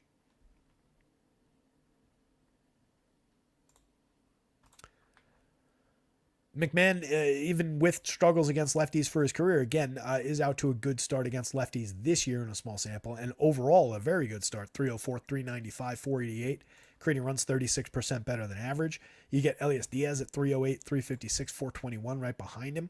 Little bit of catcher pop, and definitely at 4,800, 3,200, under-owned across sites, considering he's probably going to be hitting cleanup in Coors Field tonight. Interesting catcher one-off against this pitcher. Brendan Rodgers has been bad at 3,800, 3,000. Take him or leave him. Sean Bouchard is kind of interesting. Over 37 plate appearances this year, 1 home run, 1 stolen base. He's created runs at a 25% better than average clip, but it's a very, very tiny sample.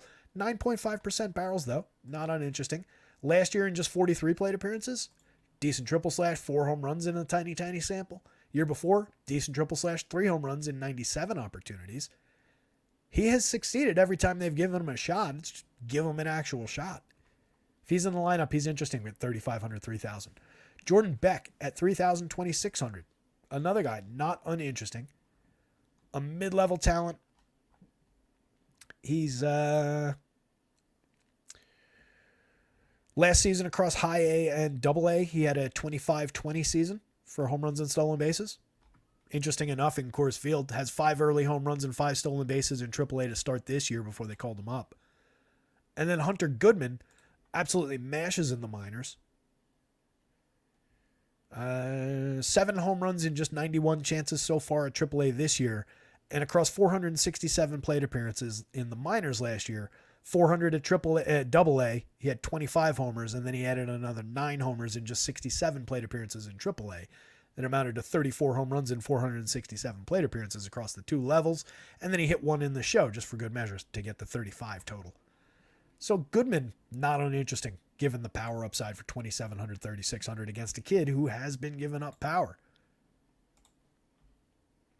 Call me crazy, but the Rockies are not off the board, and if they're low owned, I do think they're interesting in this spot, much as I hate to say it.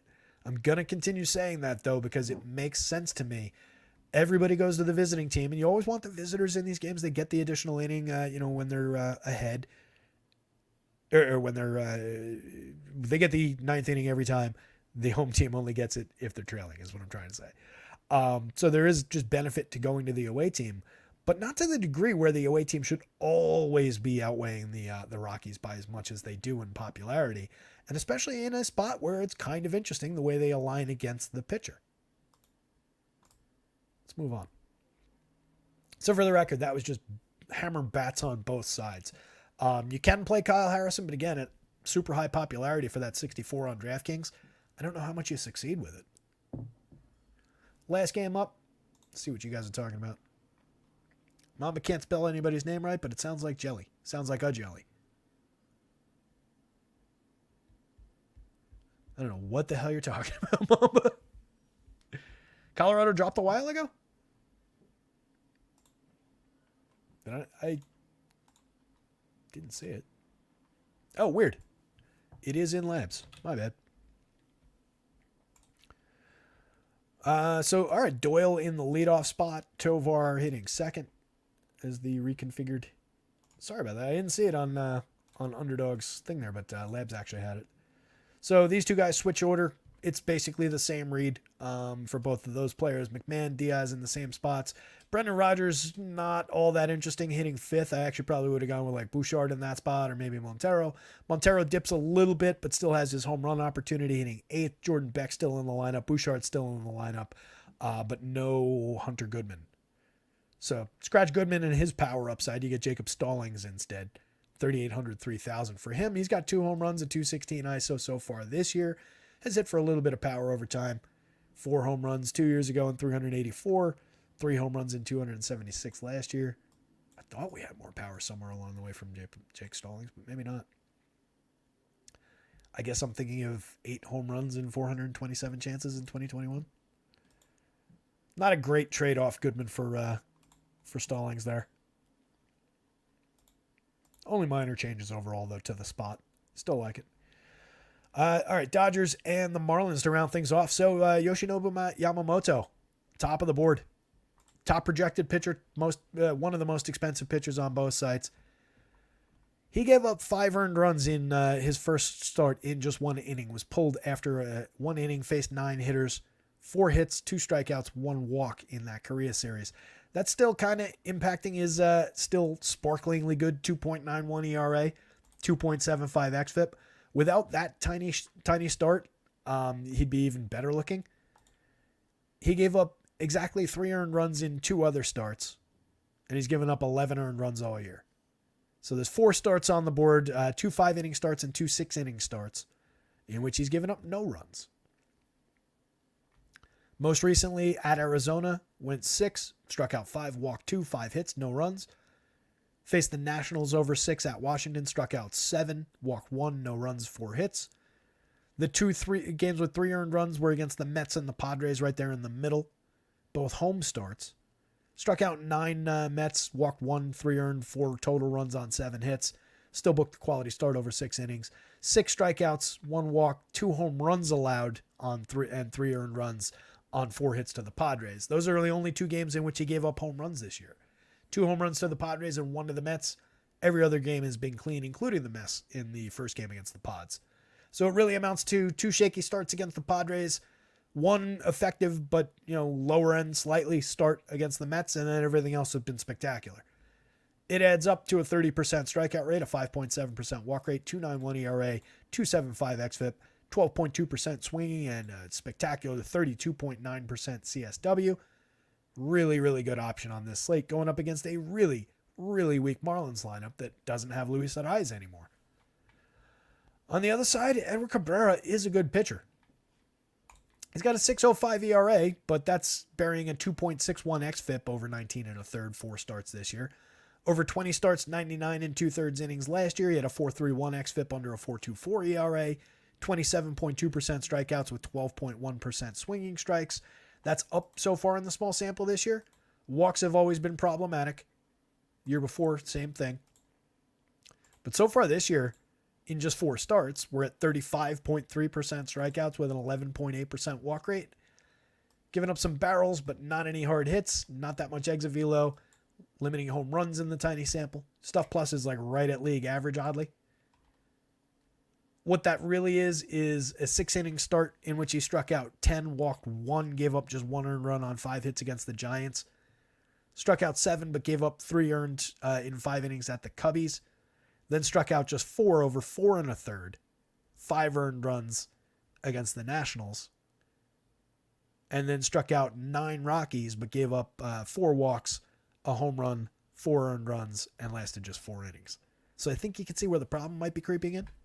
Some of this is in just very short starts.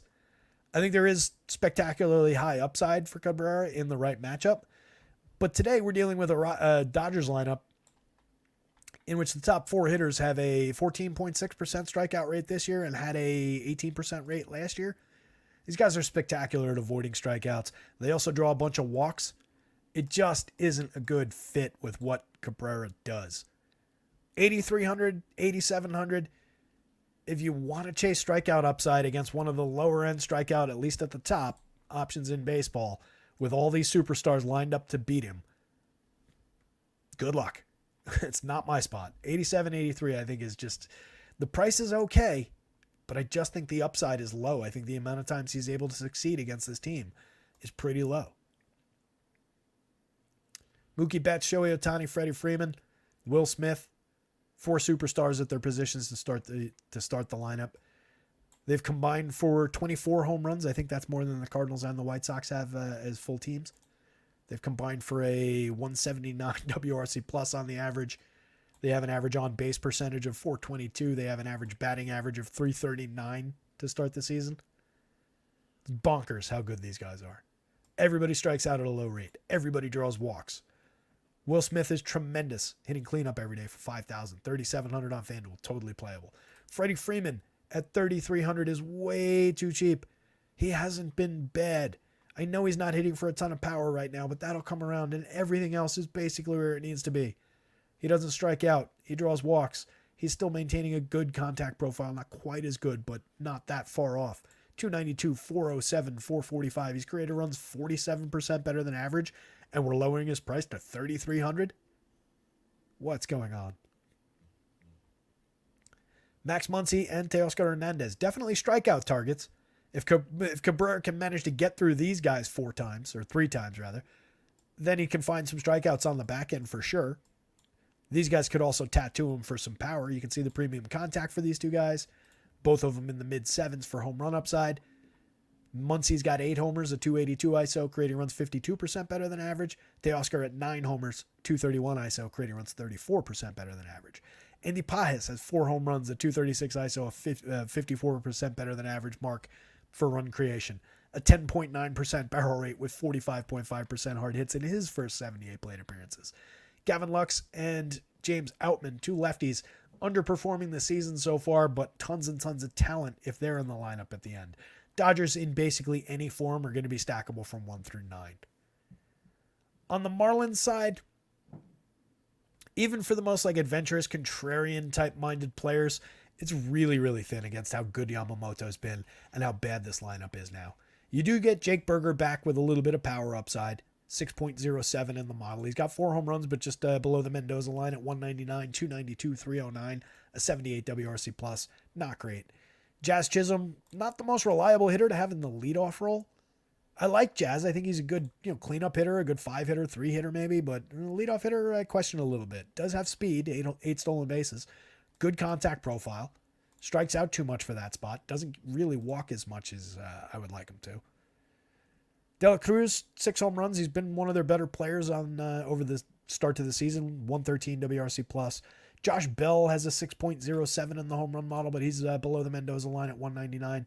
I think I read his numbers when I was talking about Berger. Berger's at 213, 265, 393. They're not far off one another.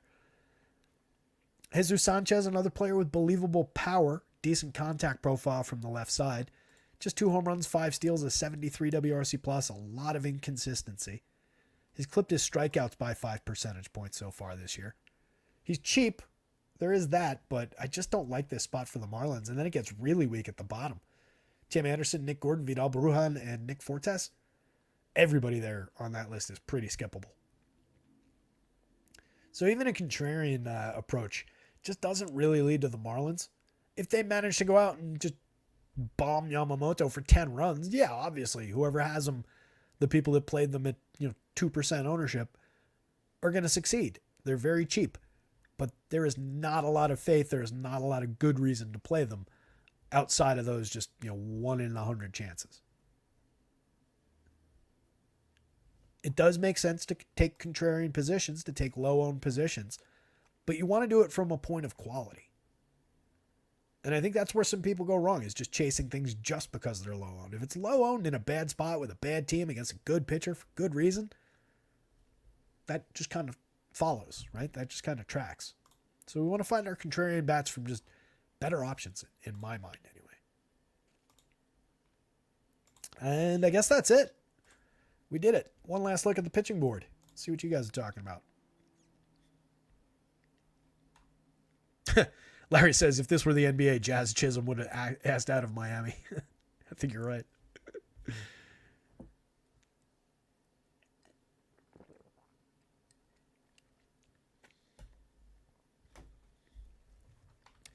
Don't know if you ever recommend relievers, but he's worth it.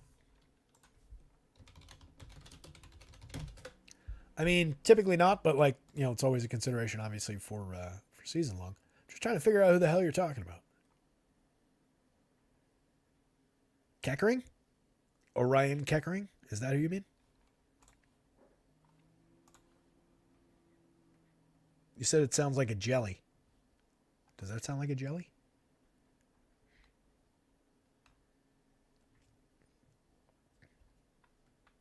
The one that really sucks is Spencer Turnbull. Bumped from the rotation now. Going to pitch out of the bullpen. He'll probably be really good as a long man in the bullpen, but he was doing so well in the starting rotation. Anyway, I think Mambo was talking about Keckering. But yeah, for DFS purposes, we really don't go to relievers all that much outside of maybe the odd bulk relief appearance for like 4,000 on DraftKings. But yeah, there's some interesting pitchers to talk about, especially if you play like a saves plus hold league for season long. Always interesting. Yamamoto, top of the pitching board, 10-2, 10-1 across sites. Totally worthwhile going up against Miami. Softest matchup among the premium starters on this list. Ronaldo Lopez, no reason to believe he can't continue the success against Boston. 9,700 is a good price on DraftKings. Affordable, or appropriately high priced on FanDuel. Imanaga, love the pitcher. Think he's very, very talented. Good lineup on the other side, but not their best version of it because there's no Luis Arraez at the top of it. So it takes away their improvement. 10-6, 10-3. Love Imanaga here. Bailey Ober. I think somebody was saying premium hitting environment in Chicago, by the way. Which is probably why the Cubs are so highly totaled. Yeah, wind blowing out at 11 miles an hour. So a good hitting environment. Not something I like to oversell. That's already taken care of by the run total at 5.07. But that's why you get that high run total. That's why you get the pods a little bit above 4 and the high run total on the Cubs side. But again, it's something that Vegas takes care of for us, so I don't really push that too hard. Bailey Ober against Seattle. Big spot. Big opportunity to succeed. 7,600. Priced correctly. Going to be super popular on DraftKings. 8,500. A good value. Tons of strikeout upside against a very dramatically underperforming Seattle team. Teed up perfectly for Bailey Ober to go bust and disappoint everybody. But I think you got to close your eyes, hold your nose, and just play it. And he is a good pitcher. He does go deep into games. It's just, the here and there, the misses for Bailey Ober tend to be bad and tend to be noticeable when the weight of the world is on him. It's like he plays DFS and knows that everybody's got him in and goes haywire. Luis Gil, plenty of upside even against Houston. 8,783, good strikeout pitcher, has been performing really well. Very tough spot, very tough ballpark. Same thing for Justin Verlander on the other side. Playable against the Yanks. Don't love the price, especially on FanDuel at 99,900. Don't love the ballpark. Don't love the matchup. Both those guys are playable from the middle. They're both in that good club of value guys from the mid-range on the DraftKings slate, where I think you can combine any two of these guys and get away with it as a pairing and leave out the high-end pitchers. As good as these guys are, and as much as I want to include them in that, there is a set of builds here that just goes through these guys. Seth Lugo will be popular at 7,200, but pitching really well. A lot of upside, pitching deep into ball games so far. Somebody before asked if the xFIP that he's got means that he's going to pitch shorter games. I don't really see that as a conclusion. Right, a 4.22 xFIP below a 1.60 ERA. This just means, xFIP eliminates home runs. It normalizes everything for just like taking out defense and factoring in just what the pitcher can control. It's like Sierra and some of these other expected numbers. So it's just zeroing in on what his like runs number should be, but it doesn't necessarily mean that shorter starts are in play outside of, if he goes out and gives up 6 runs, they're probably not going to let him throw 7.5 innings or 7 2/3 innings. So yes, to a degree, but no, not like as a direct line correlation between a high xFIP and expectation of shorter starts. I'm just kind of going to ride with the idea that he's been pitching deep into games and they seem willing to let him continue doing it. So, good enough for government work at worst at 7,200. 9,700, you're talking about a different price tier, different story on FanDuel. I think he's playable there, but I would just probably rather get to some of the higher end guys. Jose Butto, given the matchup, 8,900 and especially at 8,000 on DraftKings, playable. Not my preferred option, but St. Louis has been really bad this year, so I think you can at least argue it. Kyle Harrison, too popular for my tastes at a good value price at 6,400. Too talented to be in that bargain bin, but pitching at Coors Field gives up premium contact, potential to give up some power, and a ton of people going to be riding that play at 6,400. I don't really like it. I'd almost rather have it at 8,600 on the FanDuel slate because I don't think many people will be there. Just doesn't seem like a good option to me. Carter Crawford been pitching really well, just kind of awkwardly priced at $9,000, $8,500 for a matchup against the Braves. Colin Ray, more of a target for Royals bats, even at the value pricing. Cabrera, not really against the Dodgers. I could see a game where he goes out and pitches 5 clean innings, strikes out 6. Something like that, maybe, but that is kind of low trajectory on the probability scale. Michaelis, Vasquez, Hancock, and Hudson are all pretty firm no's for me. I think your realistic cut line is probably here. But again, I don't love this. I love the price for the pitcher, but not in the ballpark and not with 40+% ownership. So the real cut line is actually, for me, I think there. And if I'm disqualifying Budo a little bit because I don't really believe that much in the pitcher, maybe it's there. So I'm shortening the slate a little bit. But I really like this mix of pitchers. Either one of these guys could go bust, just given the matchups in the ballpark. He could definitely go bust, just given being Bailey Ober, but the price is great. A lot of faith in these 3 guys. Home run board. So I don't just keep repeating myself about those pitchers.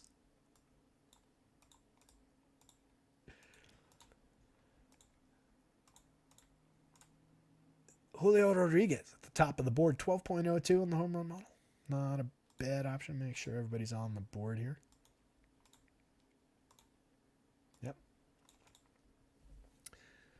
So Julio all the way up at the top. Fernando Tatis showing a little bit of power in the bad matchup against Imanaga with his price down, but no Luis Arias. I just love that pairing at the top of that lineup now, especially with Tatis as cheap as he is. But if you don't get Arias, I lose faith in it, obviously. Bobby Witt, really like the spot for KC, showing a pretty good power number for Witt. Sal Perez a few spots down from that. Vinny Pasquantino a few spots further down from him, and then Hunter Renfroe's in there. MJ and Nelson are not going to be all that far behind. Interesting spot for KC again. Ohtani's obvious. Acuna is obvious, even with some struggles. You can see the Colorado guys. You don't get Goodman. You can see McMahon in here. You can see a little bit for Eleuders Montero, who, again, lost some with a drop down the lineup. Still maintains a decent upside for power. Sean Bouchard gains a little bit moving up the lineup. Interesting power upside. Brenton Doyle at 8.4 for Colorado. It's just, again, it's a matter of whether they can find some sequencing behind some power potential as to whether or not they put up a handful of runs or a bunch of runs. Or Kyle Harrison just goes in and blazes through 7 innings and just crushes them. Olsen at believable numbers, Riley at believable numbers, all the usual suspects on the board. Nobody is crazy outliers outside of maybe the Royals and the Rockies a little bit. Everything else is within expectations.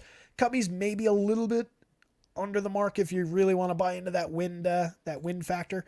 But everybody in that lineup was showing respectable power numbers. It was just a little bit below the magic number in some of those spots. But again, we had 753, 871, 6 halfway there for some of these guys. And you get Cody Bellinger back in the lineup. So I really like that spot for the Cubs. With that in mind, you guys absolutely rock. Hit the like button, hit the subscribe button. We went well over 2 hours again. 5:49. We've got NBA coming up. Interesting FanDuel NBA slate. Cheap buy-in with a decent prize pool for the 2-gamer. Projections went up before the show. I'll update them, and we'll get updates for all the baseball projections in the next couple of minutes. Check out our pals over at acemind.io if you're looking for a simulator, looking for an optimizer. First 3 days are always for free over there, and if you use promo code rotoscouts, all in caps when you decide to subscribe, 20% off your first month. Jump into the Discord. Talk to us. We're here. It's always a fun time when people are chatting in there, less so when people aren't. And that's about it, gang. We'll see you tomorrow. Good luck out there tonight. Somebody go win something. Back for more tomorrow. Keep an eye on the time, by the way, actually. I got to stop. Oh, no, Wednesday. We'll see what tomorrow brings. I'll probably be here. Thursday's the weird one with getaway day. Anyway, I'm out of here, guys. See you.